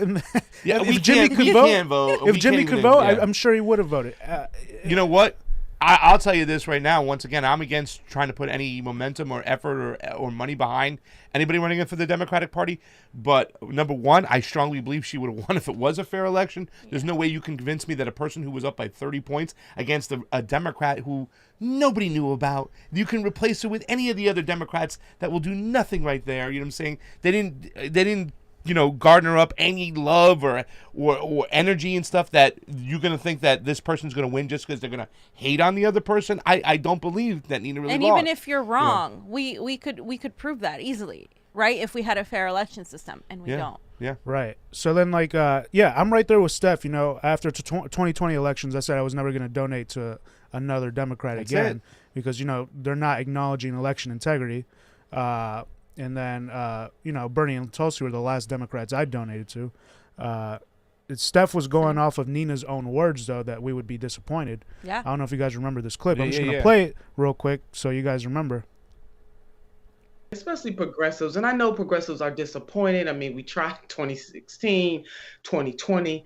I get it. So for me as a leader, not just somebody elected, because there are things that I can do in committee, things I can do on the floor of the Congress, but there's also things that I can do in my community and also across this country. So I want to say don't be disappointed. You got to have some understanding. It's okay to be disappointed, but the squad is ultimately the best that we have in terms of being able to push an agenda. And what that means is that you might not always agree with the methods. I need people to understand that when you are on the inside, it doesn't mean that you are selling out. I know they've gotten a lot of pressure, but they are the ones up there holding it down. They're pushing as hard as they can. And just because things are not going exactly the way, just because they're not using the exact tactics that some in the activist community want them to use, that doesn't mean that you throw them away. Because guess what? If you're throwing away members of the squad, who are our best opportunity to get what we need, and also some members of that progressive caucus, then you're not going to have anybody there. So if the prerequisite, in summation, if the prerequisite for relationship means that I have to do, or the squad has to do everything you say, the way you say do it, then there's not much of a relationship at all. And that you're going to be disappointed. Hell, they're going to be disappointed with me. I said that to Tim Black when we there are over 100 members of the Progressive Caucus. 100 members. None of those people have actively pushed for Medicare for all. None of those people withheld their vote for speakership for Nancy Pelosi to try to force a vote. None of those people have followed through with a $15 minimum wage. They have 100 people in that caucus. They could form a block. They're not doing everything they can to get people the things they need. It's very basic. Like she's saying, again, the language she's using here is very much like the language I hear the California Democratic Party use. You don't get what it's like being on the inside. You have to do this and and there's different tactics. Well, no, the tactics they're using only get us incrementalism.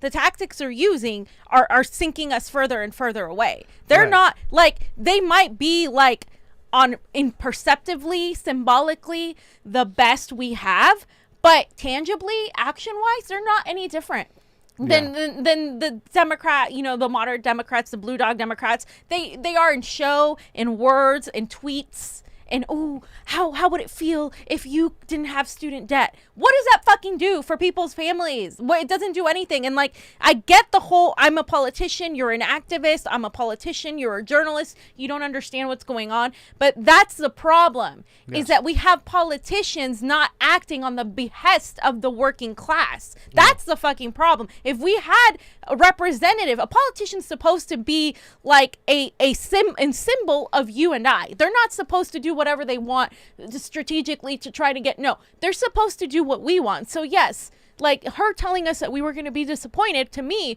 was one of the things that did. I was like, okay, she's defending the squad. She's acting like they're our allies when they haven't done anything for us, even at that point. And so why would I invest my time and energy on somebody that's going to do the same thing that the squad who has shown useless to us is going to do? Yeah, and can I also point out another point over here? Not only has the squad let down the progressives on their policies and stuff like that. They haven't gone to the common sense left policies that they used to stand by. Like when it talks about civil liberties, protection of our civil liberties. Well, the squad, including AOC and a lot of other people, have cheered on big tech and their censorship and taking people down. That's a big fucking no-no. You know, and Nina has not been anywhere there to call out these tech giants and what they're doing. In fact, has turned a blind eye to it. Foreign policy. Defer to the caucus leadership, making sure that Israel gets their money and stuff like that for war and everything like that. You know what I'm saying?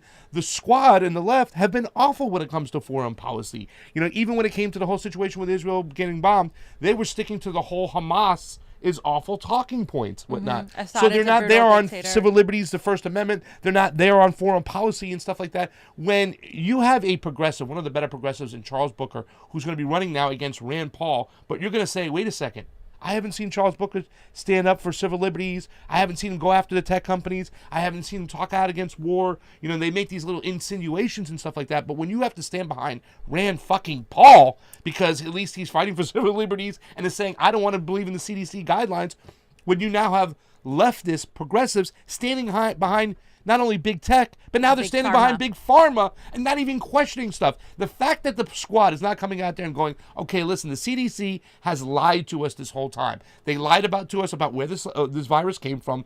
They lied to us about the other forms of alternative medicine. The fact that they're doing that, how can you stick behind them? The progressives as a whole have moved away from some of the most important leftist ideologies that used to be set in stone. Because they're the new liberals. They're there to replace the old guard, not to replace it. They're there to replace it, but they're not there to destroy it. Yep. So, Johnny, go ahead. So I think, you know, Nina, I was watching some of her interviews and stuff, and I think she's a genuine good person. And, you know, we've seen her at rallies. You know, here's some footage of us at a rally in New Hampshire. I pulled up, and when she got there, we were covering the Bernie campaign, and, you know, she had the energy. She's a fighter. You know, I can see it, I can feel it, but we're going to hold the squad accountable, man. You know what I'm saying? Yeah. Especially when they coordinate, you know, 3 present votes to give funding for more Capitol Police, especially when, you know, they fund the FBI and DOD with that bill also, especially when a squad member votes to give that $3 billion in funding to Israel, especially when the squad has an opportunity to leverage power and force the vote to bring Medicare for all to the table, so we can see who the fuck would say no during a pandemic, right? Especially when none of the squad members hold press conferences on the bloated military budget they've been letting get passed since they've been in office, since they've been in Congress. There's been so many examples, and we wanted fighters. You know, we didn't want people that play the fucking game. Yeah. Not this, you know, cuddling up with fucking Nancy Pelosi and shit like this, where we're seeing this and getting on CNN now. And, you know, she also Russiagated and getting comfortable with war criminals like Adam Schiff here. Yeah, I know. And you see Cora Bush get this is disgusting. hug Adam Schiff like he's a good guy. He's a fucking war criminal. He's a war criminal, and she's giving him photo op opportunities. This is all a giant photo op. Yeah. Right here. Oh, look, he's hugging people. Oh, great. Adam Schiff shows up for 5 seconds, then goes back to his fucking mech mansion. Yeah. And doesn't give a shit about actually pushing policies that help the working class, people being evicted, people out in the streets. You want to fucking talk about, oh, thank you, Adam Schiff, for being here. No, fuck off. Yeah. All these politicians. Yeah. And, you know, I'm like, well, how was the Tea Party able to do it, you know? Like, how were they able to make fucking Boehner cry? Look at them. They did it. Yeah. Because they made his life hell. Obama and Boehner went golfing to try to come to a solution, and all right, we got a solution. They took it back to the Congress. They said, no, go scratch. You ain't getting it. We're here to make your life hell until we get what we want. And he resigned.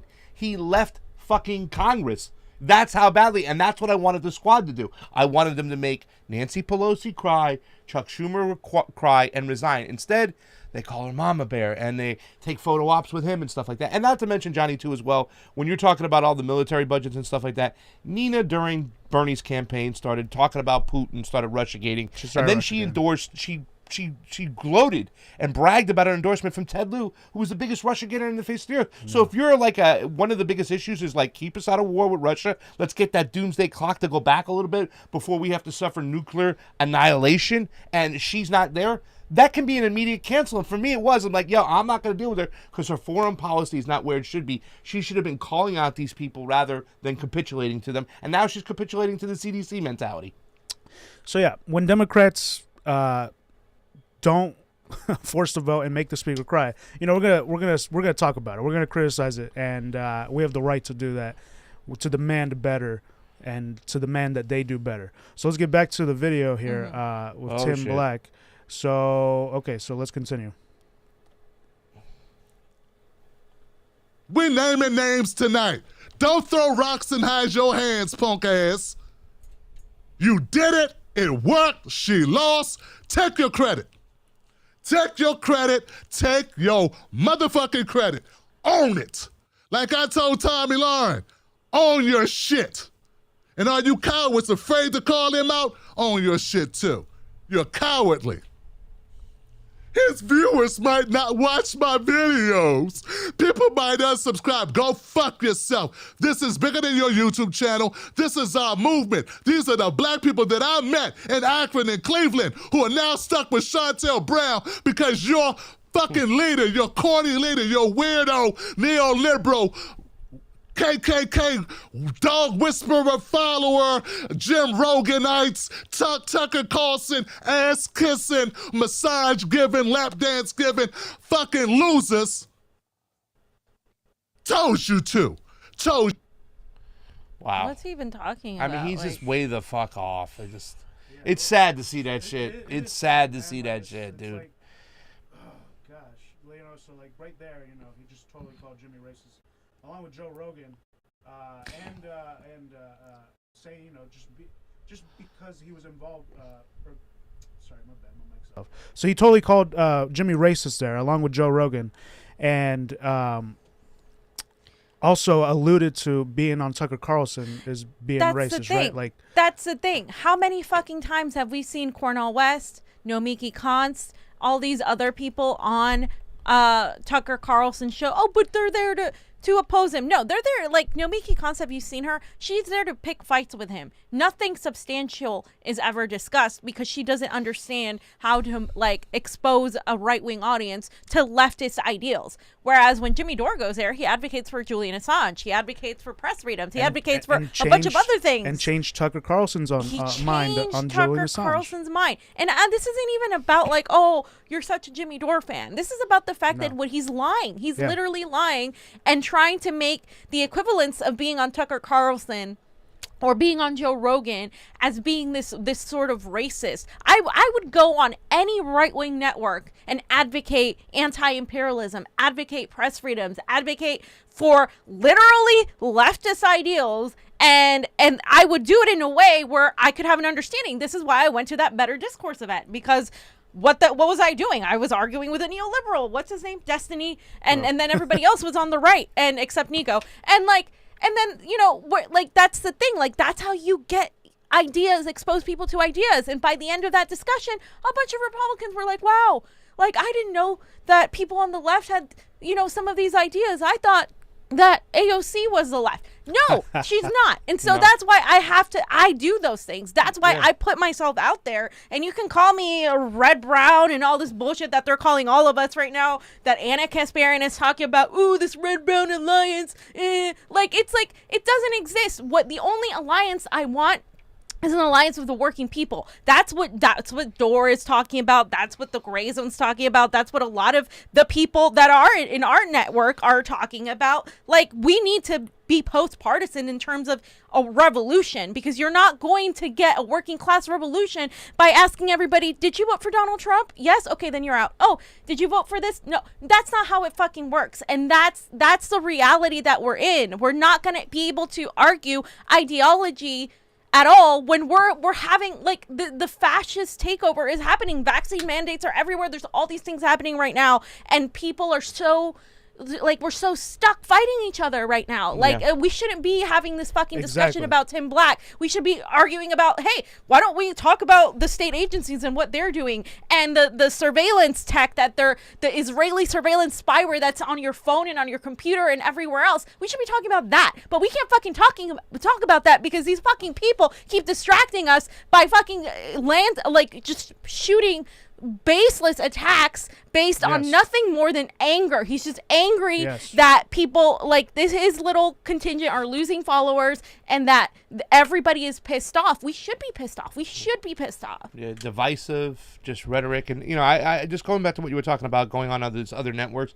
I remember when we went to the Stop the Steal situation, we were there. How many people were we educating? And to this day, I have a Republican who's election integrity activist that she says, I tell everybody all the time, don't use voter fraud, use election fraud, because we can convince these people, we can get the language in the right way. And every single time we talked, we were talking about Michael Lindell's video, and we were laughing about it and saying, yeah, he needs to get his head out of the clouds and stop doing this shit. It's not meant for him. Blaming China is stupid. We need to keep our heads on the actual framework. And these are Republicans that we've talked about and these Republicans even told me, hey, Pasta, this isn't a bipartisan issue. This is a nonpartisan issue. Yes. And I always repeat that rhetoric so we can move people. We can learn from people. It's important to have these conversations. According to Tim Black, it's like you never do that stuff. You don't talk to the other side. They think they're going to conventionally win this argument by getting the other person to change their mind. It's never going to happen. And he says it's only going to be won through compromisation. Yeah, compromising. And you're right. And he says it's racist. And it's like that people are being racist towards Nina. Are you kidding me? She's one of the most I think she's the last one. She's the last for a lot of us, right? She was the last person that we were like, okay, we really like her. Please don't. Yeah. And then all the things that she said and all the things she was, whistling at happened. That's why. It has nothing to do with her race. Nobody would have loved, everybody that I know that was kind of iffy on the squad still liked her and still supported her and would have loved nothing more than to have her be, something different. But when she basically said, I'm going to be like the squad. Yeah. And there's another woman of color who beat her. So that's kind of hard to say it's being and propped up by the establishment. Again, the establishment wins when you have people like Tim Black join them and attack the left that is demanding more. We're simply demanding more from politicians. You know what's crazy is that earlier in the clip he does kind of go after the establishment, but it's no way on the level of how angry he is here on us leftists here. Yeah. You know what I'm saying? So two more small clips. He goes after Brianna here. How dare you stand in the gap, say you care. I think you're a bunch of losers and racists and assholes. That's what I think. I think you believe that it's okay that people catch hell because you're not catching hell. You think your way out of catching hell is to dismantle a movement you didn't start. To come in and knock over dishes in the china shop. To stop Nina Turner from becoming a congressperson, as if that helps us. You have this stupid logic that if the people suffer enough, if enough people die, maybe they'll leave the Democrats. The problem is, people gonna die while you're seeing this exercise. Stupid. It's the most asinine, illogical, inhumane thing to do. And it's being done by well-to-do and the ignorant. And tonight, what we need to do is draw a line in the sand and say, not today, go that way, get the fuck out, you're not wanted, we are done with you, it's over, kick rocks. And that goes for Brianna Joy Gray too, who went down to Ohio just to gloat through her new individuals as she pretends to understand the po-blacks. While she does simulcasting for the Hill and looks down her nose at poor people. You don't have to retweet me. I don't want your retweet, sister. I want you out the way, and take your funny clown comedian with you. Go on the Joe Rogan show. You can't get a job doing nothing else except shitting on the true left, shitting on us, and then pretending to be our friends. I don't need your retweets. I don't need your fake hellos. I saw you in Ohio. my mom still lives here, so I'm just here because I was just in the neighborhood, being cool with the bros and the sisters and the hoes, you know how I do. Shut up and get the fuck back on the next thing smoking, back to DC and hang out with your corny friends and do your Bad Faith podcast in Bad Faith, a perfect name. Who the hell does he think he's talking about? Like, who does he represent? If he thinks he's representing some form of the left, nobody's following your stupid ass. I mean, this is some of the dumbest shit. Yeah, who are you really bad, You're man. not speaking for people of color, too, as well. Our partner's a person of color, and he don't agree with you whatsoever. So don't even start with your shit here. I don't know where this guy is coming off to act like he's some leader of the left, of the true left, which he said. Like, who the hell do you think you're talking about? You've done nothing. You haven't talked about anything substantial in this whole goddamn video. All you did was break down, yell, and scream because you're mad. Because you're like a big baby who doesn't know how to get his words out. Think for a second. Talk about the issue. Talk about why she lost. And then we can have a serious conversation There's nothing about why she lost. And nothing. This whole bit, like, zero. There's no analysis as to. Well, he earlier he blamed the coalescing of the neoliberal Chantel and then the money again. But again, I'm gonna go over who's really to blame. Yeah. This is the last part, real quick. Yeah, the last part gets really bad. So all right, here we go. I don't know for a fact if Nina Turner would have won. If Jimmy Dore's of the world, and Steph Zamaro's of the world, and Breonna Joy wasn't a fake-ass friend, stop pretending that you down with black people. Cut the shit. Cut the fucking shit, okay? You ain't down with our issues. You're not down with our struggle. You look for every reason not to be down. Shout out to the Reset Race podcast. Fuck out of here. Who you fooling, Breonna Joy? I look in your eyes. Every time I look in your eyes, I see a white girl who don't know what the fuck is going on. Acting like you don't understand the plight of black people. Talking about it theoretical. This is real shit, girl. Fuck's you talking about?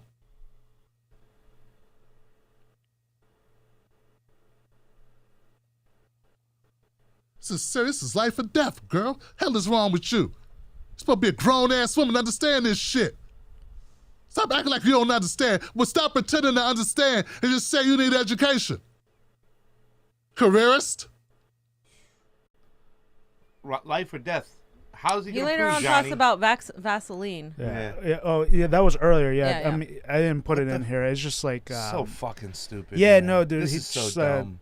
Completely insults. So here's the thing. Bree's intelligence there. Yeah. It's really bad. Yeah. I mean, this is a grown 34-year-old Harvard-educated woman. Like you know, however you feel about Bree or where her politics lie, you know, she obviously supported Nina Turner this whole time. In fact, that was one of the many criticisms of Breonna from the left. Why are you still supporting the Democratic Party? Why are you still supporting, in her podcast, she still kind of supports putting progressives in there, right? That's one of the criticisms that people on the left have of her, or the people that are like done with the Democratic Party, whatever, like nonpartisan people. So to say that she didn't support Nina is a blatant lie, because she obviously did. She went over there. She was constantly talking about Nina Turner, propping her up, even after Nina Turner did all those like things that to me were just, that's it. I'm done with her. Right. Like even after all that, she was still supporting her. You could go through Twitter and find that. So this anger is obviously misplaced. And for some reason he focuses on her, which to me is like extremely misogynistic for one. I don't use that term lightly. Like I rarely ever use it. It seems like to me, and also jealousy, that there is a certain level of success on that side of the left. And you know what? And you don't have to like them. You don't have to like anybody or what they cover, but to attack them just because of that isn't the way to go. No. Attack them on where they're failing, right? And in this case, he's taking the side of the politicians and blaming the people who were critical, rightfully so, of politicians and demanding more, instead of blaming the system, which is what Johnny's going to go over, because really that's who you should be doing this rant. If I did a rant like that, it would be at the squad, at the AOC, at the establishment, at the people who duped us, at the people who fucking continue to do this and distract us from really attacking the predator class and the state agencies. That's where the rant would be. Yep. It's not at Jimmy Dore. Even if I felt like Jimmy Dore was this distraction, or if I felt like he was, I don't know, if I didn't like him, him, what does that do? Like, he's representative of a lot of people who are angry, and rightfully so. He is like the representation of a lot of the working class people who are just fed up with the system. And there's room for that. There's also room for other types of discussions that are more intellectual. There's also room for everything in between. But you don't have to fucking trash that just in order to defend like the establishment, because the squad is the establishment now. It's very clear. They capitulated to it and stuff. And just really quickly before handing it back over to Johnny, you talked about the jealousy there. There's a lot of jealousy in this. That's what a lot of this is. You'll see him say, like, get the hell out of here with your subscribers. Leave me some and then get out of here. That's right. Dude, you're talking about your own personal issue now. You just exposed yourself as just a jealous person and stuff. Yeah. And you know what? I'm biting my tongue over here too as well with the whole, like, you look like a white woman, Brianna Joy, because we know some shit over here, and I'm going to keep fucking quiet about it because my blood is boiling right now to say, who the fuck took care of you when your shit went down, when your basement got flooded and all your shit went down? Who was there taking care of you, Tim Black? Right. Don't even want to talk about it, man. Go ahead, Johnny, please. So I'm going to lose my shit. So to me, like Tim, either, he took the money or he's completely lost it. Like, all this anger against people who want the same things as you and I, we all want Medicare for all. We all want fucking to succeed. We want the people to be happy and good. You lied about them about them trying to destroy Nina's campaign. That didn't happen. There was no Jimmy rant against Nina. Brianna was skeptical of Nina from what Nina was saying, and she has the right to be. No one made any anti-Nina videos, and no one was happy she lost. No. Show me any of the people Tim called out being happy that Nina lost. At least not the people in the sector. I mean, there were people that were angry. The people that he called out. Yeah, none of the people he called out. We might have been a little bit more harsh than these people were that I've ever seen and stuff like that. When I talked about Ted Lieu and we talked about the project, I haven't seen any of these people be half as harsh as we were, and we were just critical. We're you know what I'm saying? Much the harshest. Right. It's wrong that he did this rant, and I feel like he needs to apologize to everybody. His anger's, like Fee said, obviously misplaced. It should be at the system as a whole. The election system, the fact that Nina hired those establishment consultants, the fact that Nina didn't come with the fire that she came with before, the fact that she was placating to the establishment. So I just want to go over that. So let's start with the election system. Early on in this live stream, he says it's a special election, which are notoriously low to begin with. Yes. Yeah. Elections are notoriously low. So let me just play this real quick here. It's just 1 minute. So.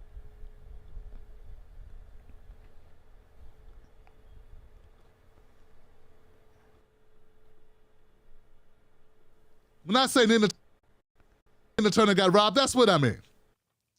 She got robbed by the establishment. They did what they do. They coalesced around a milquetoast politician who's going to do nothing for the people. That's exactly what they do. And don't blame the people. Well, how can I say this? It's in a special election, which are notoriously low to begin with. The turnout in special elections, hold on, elections are notoriously low. So let's get this right. There was nothing else on the ballot to make people come out except this election. So we all know sometimes people vote because they're already in the booth, then they vote for something because maybe fill out some boxes. That's not the case in a special election. There's nothing else there. So yeah, this part, he's wrong. He does actually blame the people there. He's saying people didn't feel the need to come out. He really needs to blame the election system and the people who put it in place / uphold this election system in place. Right. Don't blame the people. It turns out it was a very low turnout race. We found the results, and here's some of the results. The results as of last night, because they're still counting, I guess, for 3 weeks. It doesn't make any sense. Congressional District 11 contains 2 counties, Cuyahoga and Summit. Cuyahoga is the larger county. It has 423,000 registered voters. Summit has 71,000 registered voters. You can see the ballots counted was 73,000. So the unofficial voter turnout was 17% in that county and 10% in Summit County, which is fucking crazy. It's so low. And then there's absentees and stuff. So I just want to really show really quick the Ohio District 11 here. we show the receipts here. So there's Cleveland. This is part of Summit here. I mean, Cuyahoga, and then Summit starts like here. So it's part of Akron. Cleveland. Part of Akron here. And then Cleveland mostly is Cuyahoga. But it's like it's gerrymandered as hell also. Yep. So there's that aspect of it too. Yeah, Summit County has Akron. So before I continue, let me say that why are special elections low? Why are elections low? It's because of the way the system is set up. There should have been a suspension of work for that day so people can go and vote. People should be required to weigh in on these elections, even if it's a vote for nobody. But this wouldn't work, Johnny. This wouldn't work. It's too complicated. I wish we had a real world example of a special election with nothing else but on the ballot but one race that got nearly 100% voter turnout. Oh, that's right. We do. We do have it. The Convo Couch went international and reported on the special presidential elections in Peru. You can see this here. We went down to Peru and we explained it to you that that's what they did. And they were able to organize an election with millions of people from rural to urban communities, all in person, no mail-in ballots, and had nearly 100% voter turnout. If a third world country can fucking do it, the richest country in the world can do it too. And of course, this is where a lot of people are ignorant though. It's not just him, What's it going to take for people to acknowledge this reality? What's it going to take? Peru can do it. Peru can do it. Yeah. Peru, a third world country in people's eyes here. We're a fourth world country. We're not even a first world country anymore because we have useless elections. We have poor people in one of the richest countries in the world, and we can't even compare our elections to a country that sometimes doesn't even have paved roads or electricity, where people live in rural areas in the mountains where they chew coca and they don't even have the technology we have, yet they can get their ass to a polling location and get their vote there, and they have paper ballots and you can retrace, and they'll have audits and they'll have this and that. We can't do that. That's the whole point. That's why, we cannot look into our elections. We don't know. Sure, gerrymandering, yeah. You can talk about the dark money, yeah. But at the end of the day, we can't look into our election, go to the Board of Supervisors and say, hey, can we look at this? Because we just want to make sure that everything went well, and we just want to verify that the ballots. And also, by the way, if Peru hadn't been undergoing that whole battle between the left and versus, Keiko Fujimori's neoliberal fascist type of government, if that hadn't happened, they would have had the count right away. They don't start counting until the last person makes the last ballot is there, and they finish right away. They finish the whole counting right away. Why does it take 3 weeks for people to fucking know an election result? Why aren't you guys pissed about that? Yeah, with a tabulation machine that counts 100,000 ballots per hour. How do you know what's counting this? A machine is counting. How do you know? I have a question, guys. I have a trivia question for Fiorella, Johnny, and the audience at home. Name me the last progressive leftist to actually protest and ask for an audit of election. Name me the last one to do it. Go ahead. Do you know? Did Bernie Sanders object to his election? No. Did he protest his elections? No. Did Nina Turner do it? No. Did any leftist John Perlman do it? No. No. No. You know what I'm saying? No. Tim Canova could have done it. He got to a point where he should have done it. You know what I'm saying? The last person to do it is Cynthia McKinney over 20 years ago.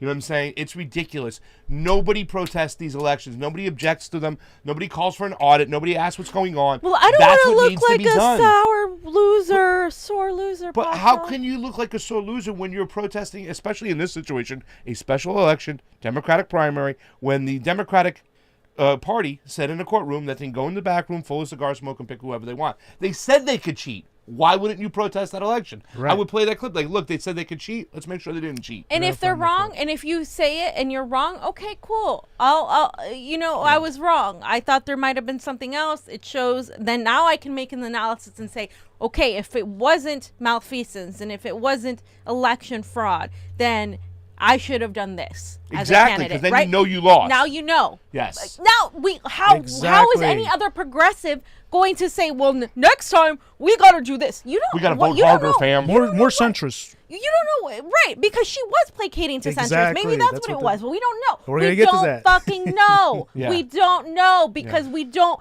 know who's counting these ballots. We don't know anything. We don't see this happening before us. It's a process that we should at least be secure in. That's why people don't vote, Johnny. 10%, exactly. 17%. People don't have faith in the system. Countless times I've asked my non-political friends, why don't you vote? It doesn't matter. Yeah. It's rigged. Yeah. Literally. My vote doesn't count. People who aren't political say that. Yeah. And we have to start looking at the fact that mail-in ballots or absentee ballots at a high mass rate of, like, when you shotgun these out to everybody like they did here in California for the special election that's coming up. When everybody gets those ballots, you're going to have an excessive amount of ballots out there. You're going to see that in the general election. All right, they're saying that it was more of a liberal thing or more of a leftist thing to be mail-in ballots. Well, when we get these ballots back, when we get the cast vote records back from when they get the breakdown of Cleveland and stuff like that, and it says that Chantel Brown won more mail-in ballot votes, what's the theory there? It's just establishment Democrats vote through the mail-in, not more leftists. I mean, you have to start questioning these things and go, wait a second, something's going on. In other words, if you're going to get screwed, if Bernie Sanders got screwed with mail-in ballots during the 2020 primary in California, and now Nina Turner got screwed with mail-in ballots, you know what I'm saying? You're going to have to start saying, wait a second, maybe we should question mail-in ballots and stuff like that. Maybe it's not fair after all. The chain of custody, at least. No at the chain least. of custody. At Exactly. the least. At the least. Go ahead, Johnny. Okay, so let's move on in the same clip. Last like 30 seconds. He blames the fact that it's an open primary. So watch this real quick. This is also an open primary, meaning Republicans who were pissed at Nina for saying that Palestinians are people too, we shouldn't just kill them. They could switch and vote against Nina Turner, which they did. So it was like the perfect storm. Okay, that's right. stupid. Yeah, no, that's dumb. Thank you, Ryan Grimm. Yeah, he's got the same position as Ryan Grimm. No, he probably got it from Ryan Grimm. That's so dumb. He probably got it. This is why I hate people like Ryan Grimm, because they push shit without knowing what the fuck they're talking about. He literally pushed shit, though. This is why we discuss that. An open primary is better. Yes. Especially for it's more populists. democratic. Yeah. Hello? Yes. It Are you a leans towards leftist or are you populist. not? Like, what the fuck? You're supposed to want more Yes. democracy from people. Like, a closed primary is less democratic. That is actually voter suppression. Exactly. That is voter suppression. Do you see how they turn this all around? Yeah. Like when a voter ID is voter suppression, but like is voter suppression, but like a closed primary, no, we want that. Like what the hell is going on with you people? Exactly. Like an open primary is key. You cannot tell me that Republicans are going to be invested in voting against Nina Turner when they have their own candidate. Right. There's no evidence to show that. And if you want to show evidence of that, let's do an audit. Yeah. Again, I go back to the same fucking thing. You don't know what you're talking about. Neither does Ryan Grimm. When it comes to elections, these people have no idea. They're just throwing out theories, but they have nothing to back these theories up. We're simply saying, in order to have any sort of analysis about this, really, besides the dark money that you can trace and you can say, yes, maybe, of course, that's always a contributing factor. Aside from all that, you need to look into the election. You need to actually have a clear sample size of who voted for who and why and all of this and talk to people. And it would have been nice to have exit polls. Oh, yeah. And here's the thing with this open primary. In the 2016 primary in West Virginia was an open primary. A bunch of Republicans, knowing that, because Donald Trump already had locked up, they voted against Hillary Clinton because they voted against the establishment. Now you have Hillary Clinton going out there supporting Chantel Brown, Barack Obama, all these establishment candidates. You want us to believe, and there's something they're going to try to sell the public, that the progressives, the socialists, the radicals, they're more hated than the establishment, that Republicans actually signed up to vote against progressives instead of voting against the establishment.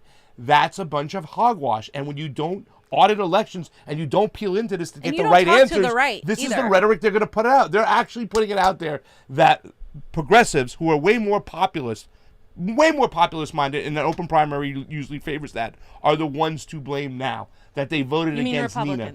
What's that? Republicans voted against Nina. That's what they're going to try to sell you, rather than voting against the establishment. Yeah. Where usually 9 times out of 10 they vote against who?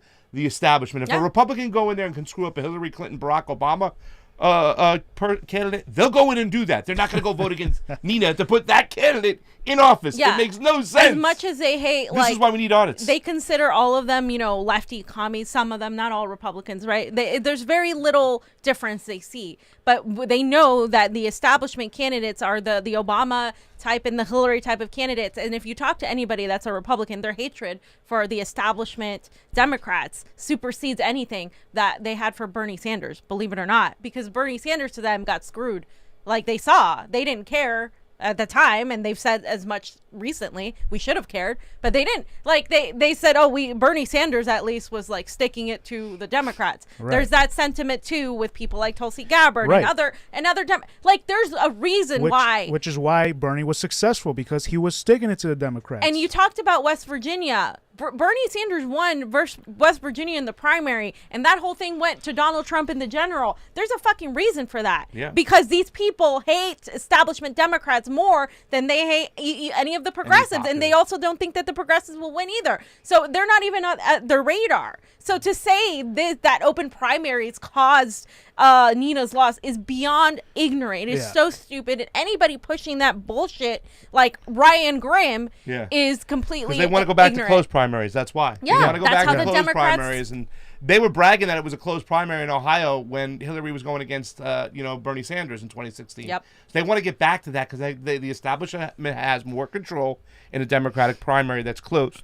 If it was open, progressives have more of a shot. You know what's hilarious is that fucking Ryan Grimm, a fantastic journalist, by the way, he links to dansdeals.com as from this the person that did this analysis that it was Republicans. Yep. This guy actually was saying that it was the Jewish population that of Cleveland over there. It was like East Cleveland, Cleveland over there. Less than 1,000 votes is what they're trying to say. That's what I'm saying. Like, it's ridiculous. It's so ridiculous. Chantel Brown, nobody even knew her. I didn't even know her. And in this article, this quote article that Ryan Grimm linked, it's heavily biased and skews some statistics. And the site is called Dan's Deals. I mean, the statistics that skewed was like the 100,000 Jews there. I looked into that. He references Wikipedia here, and then the anti-Israel rhetoric. All Nina said that was anti-Israel was it's heavily biased. This fucking article, and Ryan Grimm, the fantastic fucking no award winning journalist, is linking. So here's Nina Turner said solidarity is a verb, and that's all she said about it. Solidarity and here this tweet says American Jews are joining with Palestinians to save Sheikh Jarrah and end apartheid.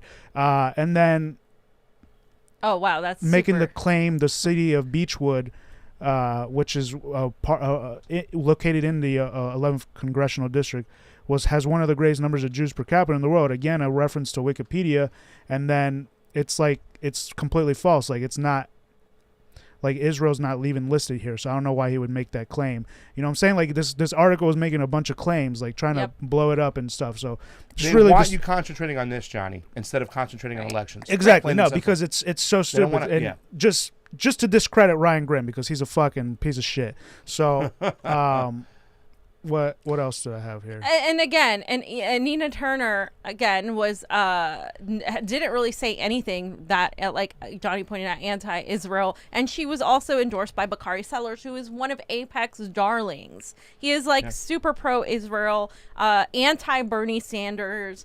Of course, that pissed off a lot of her supporters, but the point I'm trying to make is that she was placating to that whole establishment. She was never like, ooh, yeah, go Palestine and go blah, blah, blah.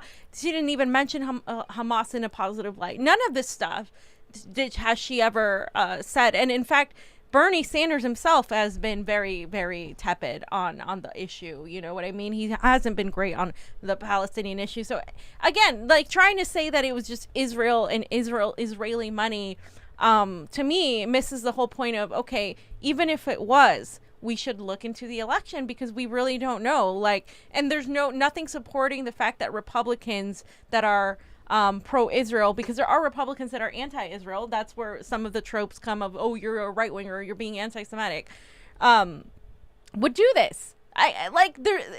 What benefit would they have? They have their own guy to support. Yeah, and I don't think they need open primaries as much as they need open source, right, John? Right. So that was that part, low voter turnout, and the fact that it is a open primary, right? So that part we know who to blame there, right? And then last Wednesday, the day after the election, Pasta did a great job in finding out that the larger county, Cuyahoga County, is using a 2-in-1 scanner tabulation machine. You went to their website, cuyahogacounty.gov, boe.cuyahogacounty.gov. You found out the voting equipment. I'm just showing this again because this needs to be shown as many times as possible.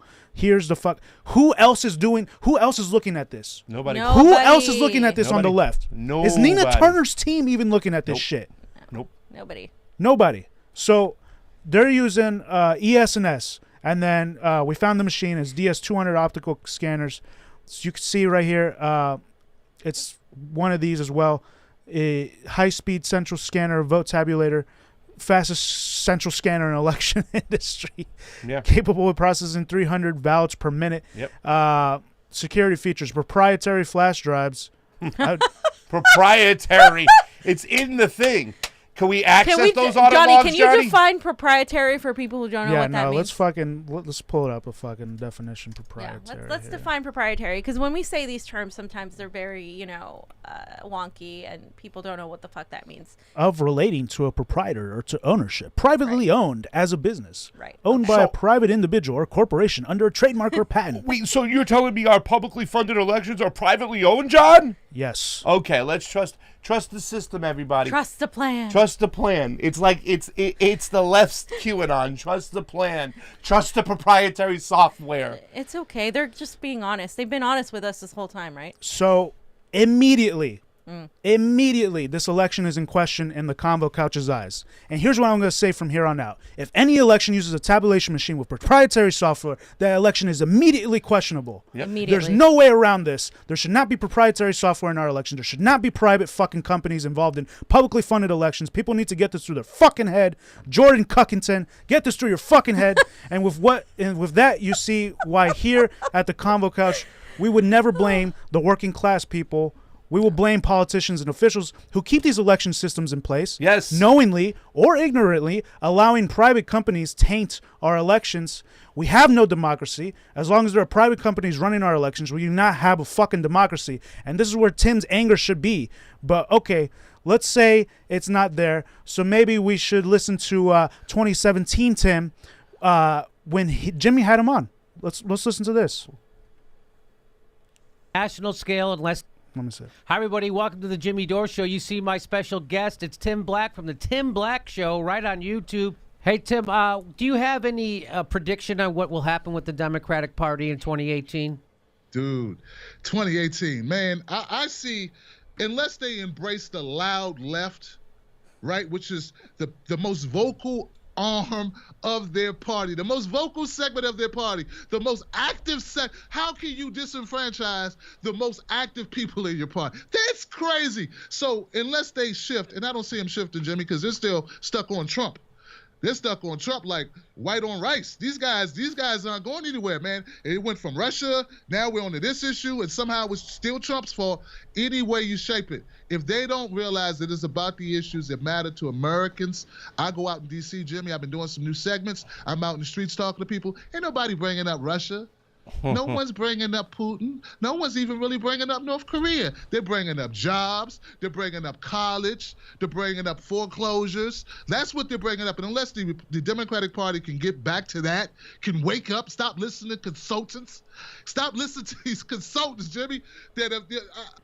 Dude, I see a loss in 2018, more seats lost, and I see a loss in 2020 unless they run a progressive like similar to a Tulsi Gabbard, a Senator Nina Turner, or Bernie Sanders. Yeah, and unless on a national scale, unless they run someone who actually has actual. So why are you bringing up Russia? That was it. So, yeah, don't stop listening to these consultants. Yeah. 2017 Tim, you are absolutely right. Progressives need to stop listening to these fucking consultants. And she hired him. You see, if Tim actually watched the Convo Couch, you would know that the people to blame for Nina's loss are none other than Jeff Weaver and his Yep. corrupt consultants. Here's a softball interview that a channel did with Jeff Weaver a few days before Nina's election, and this is for historical purposes. I'm not going to play it, so that y'all know Jeff Weaver was in fact part of Nina's campaign. You know, I'll play the part where he begs for money in the end here. Not only Jeff Weaver, but Nina also hired Chuck Rocha? Jeff Weaver and the people here, Yeah. the people from Louis. LA, Luis and all those, Louis Meyer and all those people Why? that sunk Bernie's campaign in LA. The moment I found that out, I was outraged. I made a tweet about it, I think. A lot of people were like, what the hell, Nina, what are you doing? Again, that's on her. That is on her. Why are they even hiring the people who lost, who continuously lose? I think Jeff Weaver is literally there to literally thwart campaigns, Yes. progressive campaigns. That's personally my belief. Every campaign he touches sinks. Every progressive campaign he touches, and that's the thing. That's to me is like, okay, why? Like they say, this is what I get when I ask that question. Why are you hiring people from, who've worked on the Bernie Sanders campaign, who have like tanked it and blah blah blah? Like they're consultants. They're part of the DC Beltway. Oh, it's a very small Beltway, so we got to do what we got to do. Like what? No, fuck it. Why are you trying to run a grassroots campaign like an establishment campaign? Do you not see that goes nowhere? Like I've said this before. I'm sick and tired of saying it. I'm done with electoral politics. But I'm just telling you, like, if you actually wanted to succeed, doing this is not the way. Here he begs for money. There are people, all over the United States listening to this. What do you want people to do? Well, look, if you are nearby, you can come to Cleveland and get involved in door-to-door canvassing. If you live further away, you can go to Nina Turner for us, or ninaturner.com, and to sign up to text or call remotely.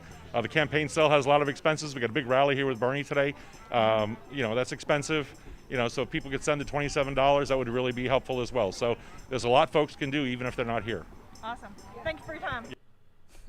So I just kind of wanted to put it down for historical purposes in this segment here that Jeff Weaver was definitely a part of Nina Turner's campaign. There he is, and he's asking for money, and that's that. And we know these consultants, how they act. We did a segment on these corrupt consultants that were in Bernie's campaign over 8 months ago, and that they were buying for Nina. Yep. It's hilarious. If I type this whole title in, fam, into YouTube, you can't find it. It's kind of crazy. I had to go to DuckDuckGo video and then type that title, and then that's how you find it. Yep. Corrupt consultants from Bernie campaign want jobs with Nina Turner. Yep. And we covered this back in December 13th of 2020. Here we are 8 months later, over 8 months later. So yes, 2017 Tim, tell 2021 Tim that he's blaming the wrong people. It's a Dem establishment. It's always been the establishment. We just stop playing games with them. Stop listening to them. That's why we are anti-democratic party. We are pro-direct action in mutual aid, like Jimmy Dore, like Breonna Gray, like Savage Joy, like Fred Hampton Levis, like Slow Newsday, like Misty Facts on the Ground, like Niko House, and on and on. Lastly, we covered it before, but we have the right to criticize anyone we want. So does Jimmy and so does Jimmy and everyone else, and everyone of us true leftists who are seeing electoral politics are not the way, right? Mm-hmm. Everyone's been criticizing her strategy of being more centrist, and that's coming from the consultants telling her, you need to appease the Democratic establishment. We criticized her Russiagating during Bernie's campaign. We showed that video. I didn't pull it up this time. It was disgusting, dude. We criticized her not acknowledging a national Medicare for All march. Yep. We criticized the fuck out of her for hosting a door knock on the same day. Why did she do that? Why did the entire squad not say anything or promote it on the fucking thing they ran on? You bet your ass we're going to criticize that. Why wouldn't we? Why wouldn't we? You bet your ass we're going to criticize the placating to the neoliberal establishment, which probably came again from those shitty, corrupt fucking consultants who probably ruined her campaign from within. I'm interested to see if there's people on the ground there who have experienced the shit. Yeah. You know what I'm saying? Money was not an issue. It was not an issue, and you should point that out, Johnny, because she raised twice as much as Chantel Brown. And I keep hating people receipts. go, well, they go, oh, it's the dark money. Yeah, dark money sucks and comes in, but when you raise twice as much money, that should combat that money. Yep. And I'm saying money spent, money earned is money spent. So bullshit that it was dark money. Yeah.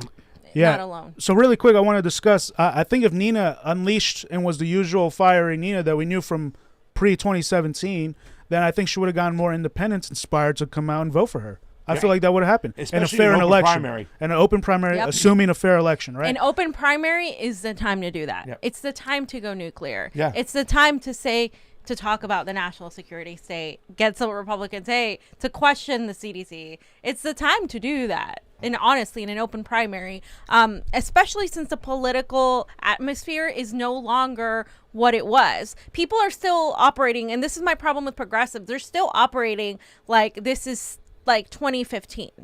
And it's 2021. We have gone through Bernie Sanders losing twice, being, cheated twice. We have gone through Trump and Biden and Trump and Hillary and all of these things that have happened, and the corruption and the exposure and all of that. Do you really fucking think that the political climate is the same, that you have to, if you have no other choice but to placate to the centrists, that you have no other choice but to tread lightly? No, now is the time for nuclear. That's why people like Jimmy Dore and others are popular, because they're fucking nuclear. Because now is the time. And that's why when I did a speech on for Medicare for All, I was told I was attacking the squad. I was too nuclear. We don't need nuclear. No, we do need fucking nuclear. We need that right now, because that's all there is. Because right now we're in a fucking shitty situation. Things are going to get really, really bad, and they're already starting to get really, really bad. Again, by the way, Chicago, another state that's adopted this passport situation, and it's going to get worse and worse. And here we are discussing Tim Black's rant, because it really leads to something important, right? Yes. Are you here to fight the establishment and to fight these corrupt politicians and to fight the state agencies that are going to crush all of us? If you are, get on board. If you're not, get out of the way. He's telling people to get out of the way. No, you get out of the way too. He wants to draw a line in the sand. The line in the sand is drawn. It's the people that are out there to actually take over the system, to literally to stop the corruption, to really do a cleansing away from the Democratic Party, from the Republican Party, and have a people's sort of revolution, like an actual general strike movement. Or it's the people that are still trying to patch up the crumbling empire with their little band-aids that are not going to hold. They're not going to hold. It's going to fucking fall apart.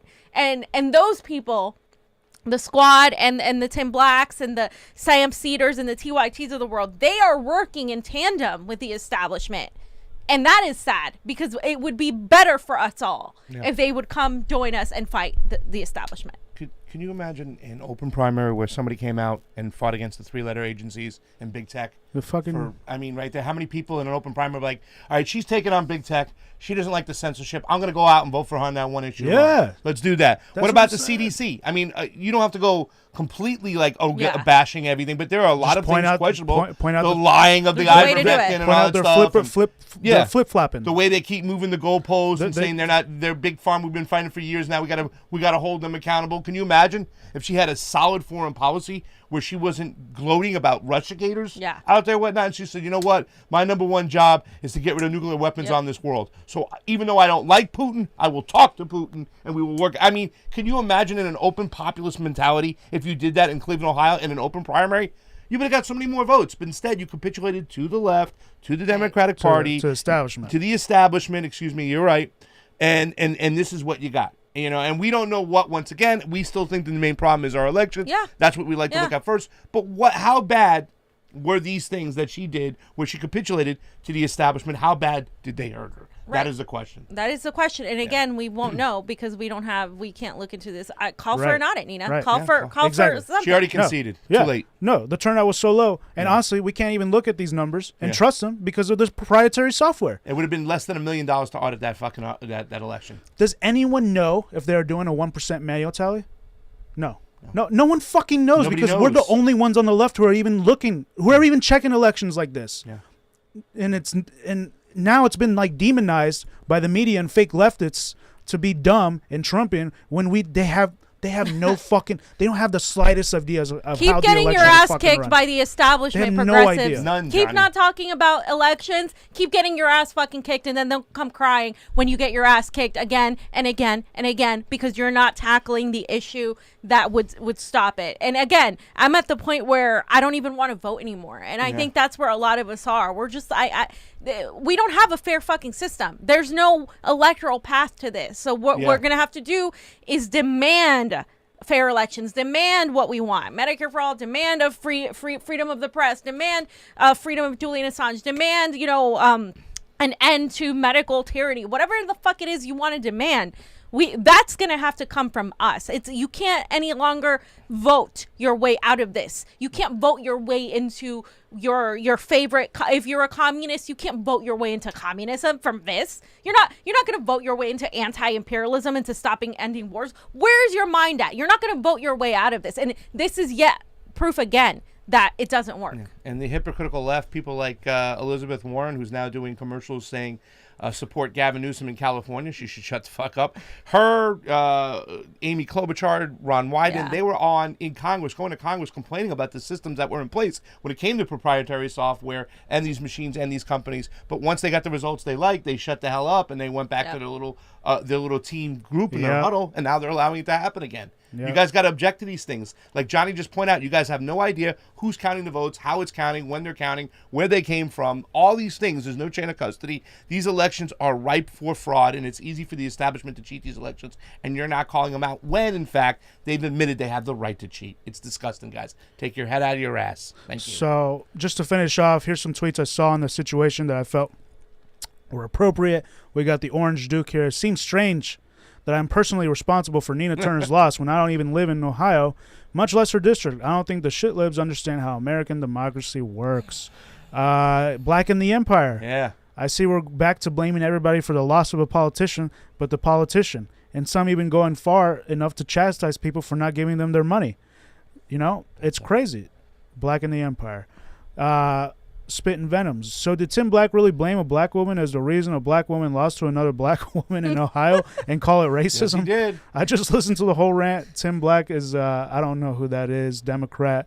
He said he looks into Bree's eyes and see a scared little white girl. This guy voted for Joe Biden and says the MPP is the white supremacist party.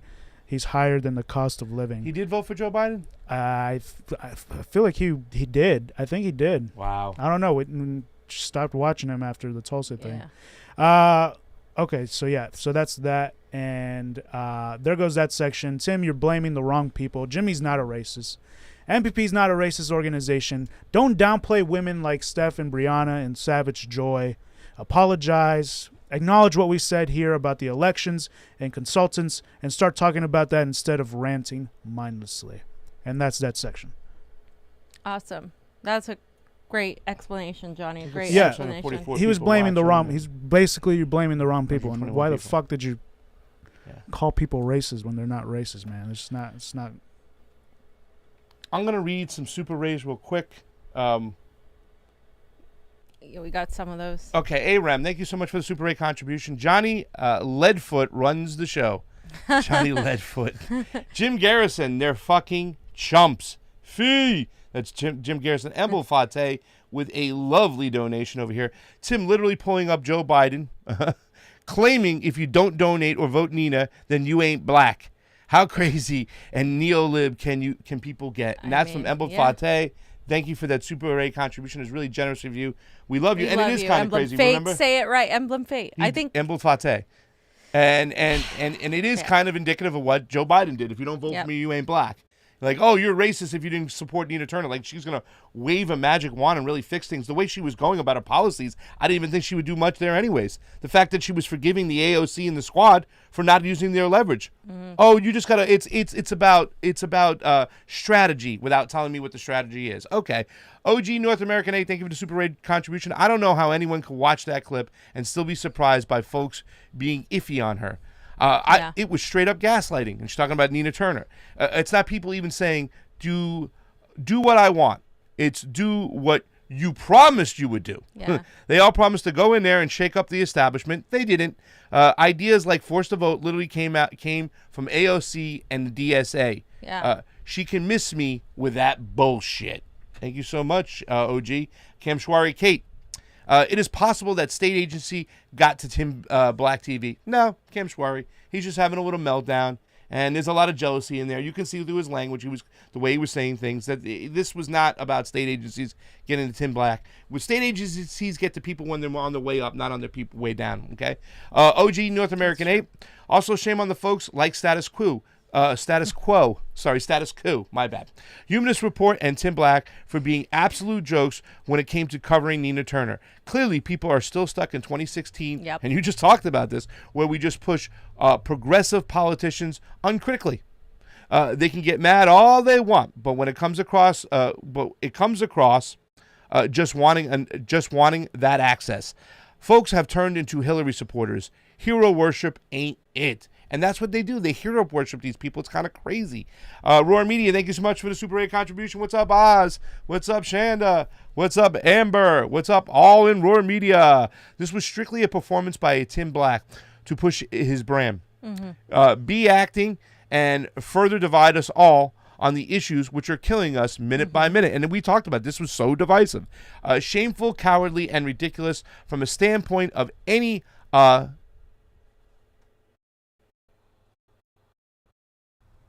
Modicum. Thank you. Sorry, it was a big word. Oh, you lost it. No, I got it. Modicum of common sense and thoughtfulness. Love you all, fams. Keep speaking truth to power. Thank you so much. That was awesome. Roar, we love you guys. Ronnie Graham.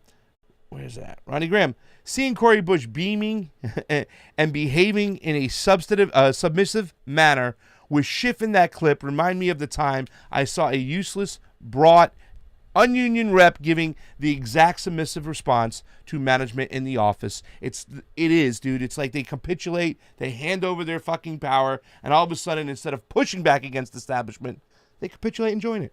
Mad Wolf, thank you so much for the Super 8 contribution. All the fake-ass progressives showing their true colors. It's sad to see the real progressives never had a chance in hell of winning anything in politics, period. Not when you have the Republicans and Democrats, and then there are the fake progressives that also destroy and or corrupt any chances for the real progressives to win. AREM, thank you so much for the Super 8 contribution. Again, AREM, you're the best. The reason why the Convo Couch is #1 on narrative is because while covering numerous and varied other topics, Convo Couch maintains the most pure, principled, big picture focus on, besides justice, fairness, the imperatives, the first of democracy and decent society. Election integrity legislation is #1. Medicare for all guarantees healthcare, living wages. Get these done, and Medicare for all and a living wage activists are unleashed too. And Seth Peterson, thank you much for the Super 8 contribution. It's a big one, fam. You didn't leave a message. It is always Seth Peterson. Appreciate it on the couch. Right, fam? Right, fam. All right, that's it. I'm done. I'm done with the show. We're not doing this. We can hold off on these other subjects. It's been a pretty long show. Yeah, it was long. Yeah. Guys, thank you so much. Thank you so much, guys, for... Johnny, you were saying something. I cut you off. Saying it was 3 hours, 2 hours and 45 minutes. Yeah, this show's long enough. The other sections are small, but we can just bring them into the show on Wednesday. Wednesday, fam. Guess who we're having on here? Hey. Guess who we're having on? What? Come on, you can do it. Hey, how you doing here, everybody? I can't do it. You can do it. Thank you for an orange pill. This is Max Kaiser here with my lovely host. Are you ready to Stacey be orange Hebert. pilled, guys? Yes. So asking them all the Bitcoin questions. They're great. I love them. Yes. Yeah, Johnny, you should definitely interject here a lot because you guys are more Bitcoin people than I am. Yes. So. Well, they're also going to talk about shit coins, which are the other coins, which are not proof of work. They're proof of stake, and those are the ones that they don't like because they believe the oligarchs could eventually grab a hold of them. I was listening to the Orange Pill yesterday. So there's going to be some interesting conversations. We're going to talk a lot about Bitcoin. Max Kaiser, Stacey Hebert joining the show. These guys are great. The Orange Pill is so much different than when they're on our tea because they're letting go. So Max Kaiser and your Royal fucking Highness, Stacey Hebert, will join us on Wednesday. It's going to be a great show, so join us then. 124 watchers on the Rokfin. We had 650 people watching on the YouTubes. Is there something happening tomorrow? Tuesday? Oh, we're supposed to have a debate with Matt Binder. Oh yeah, I have to. We're supposed to have a dual debate. In other words, I'm supposed to spend some time with Matt Binder, and then Fiorella's supposed to spend some time with Matt Binder. We're going to have a debate on the issues and what's going on about is there a line on who and when you can talk to people, and then you guys are going to talk about AOC and Nina's actions, whatnot, and are they still relevant? So we're going to have a grown-up conversation, hopefully, as Johnny's showing the crazy unicorn with Matt Binder. And yeah, we've been wanting to do this. We have a lot of stuff going on, so that is supposed to happen tomorrow. If not tomorrow, it will happen sooner than later. We're in contact with Matt, and Matt's being really cool, so we can get together and talk about the things we disagree with. And hopefully, don't do that. Hopefully, we can come get some answers. We want to have a conversation where we're not just going at each other, but when the audience can learn and we can understand each other. Because of this divide between that neoliberal or establishment left, where they think that these people are allies like AOC, we think differently, and we think differently about the actual common person, how they're not really holding a lot of power, how people of power really are the ones to hold accountable. We're going to have those conversations, and hopefully we can understand each other and come up with some answers. Fam, stop. She's licking her chops, getting ready. So, Johnny, anything else to show before you get on out? All Dinner right, will be great tomorrow night. Nom, nom, nom. Thank you so much for all our Rokfin people. Thank you so much for all our... Look, there he is. For Pasta Jardula, Fiorella. Johnny Sue on the ones and twos. Combo out.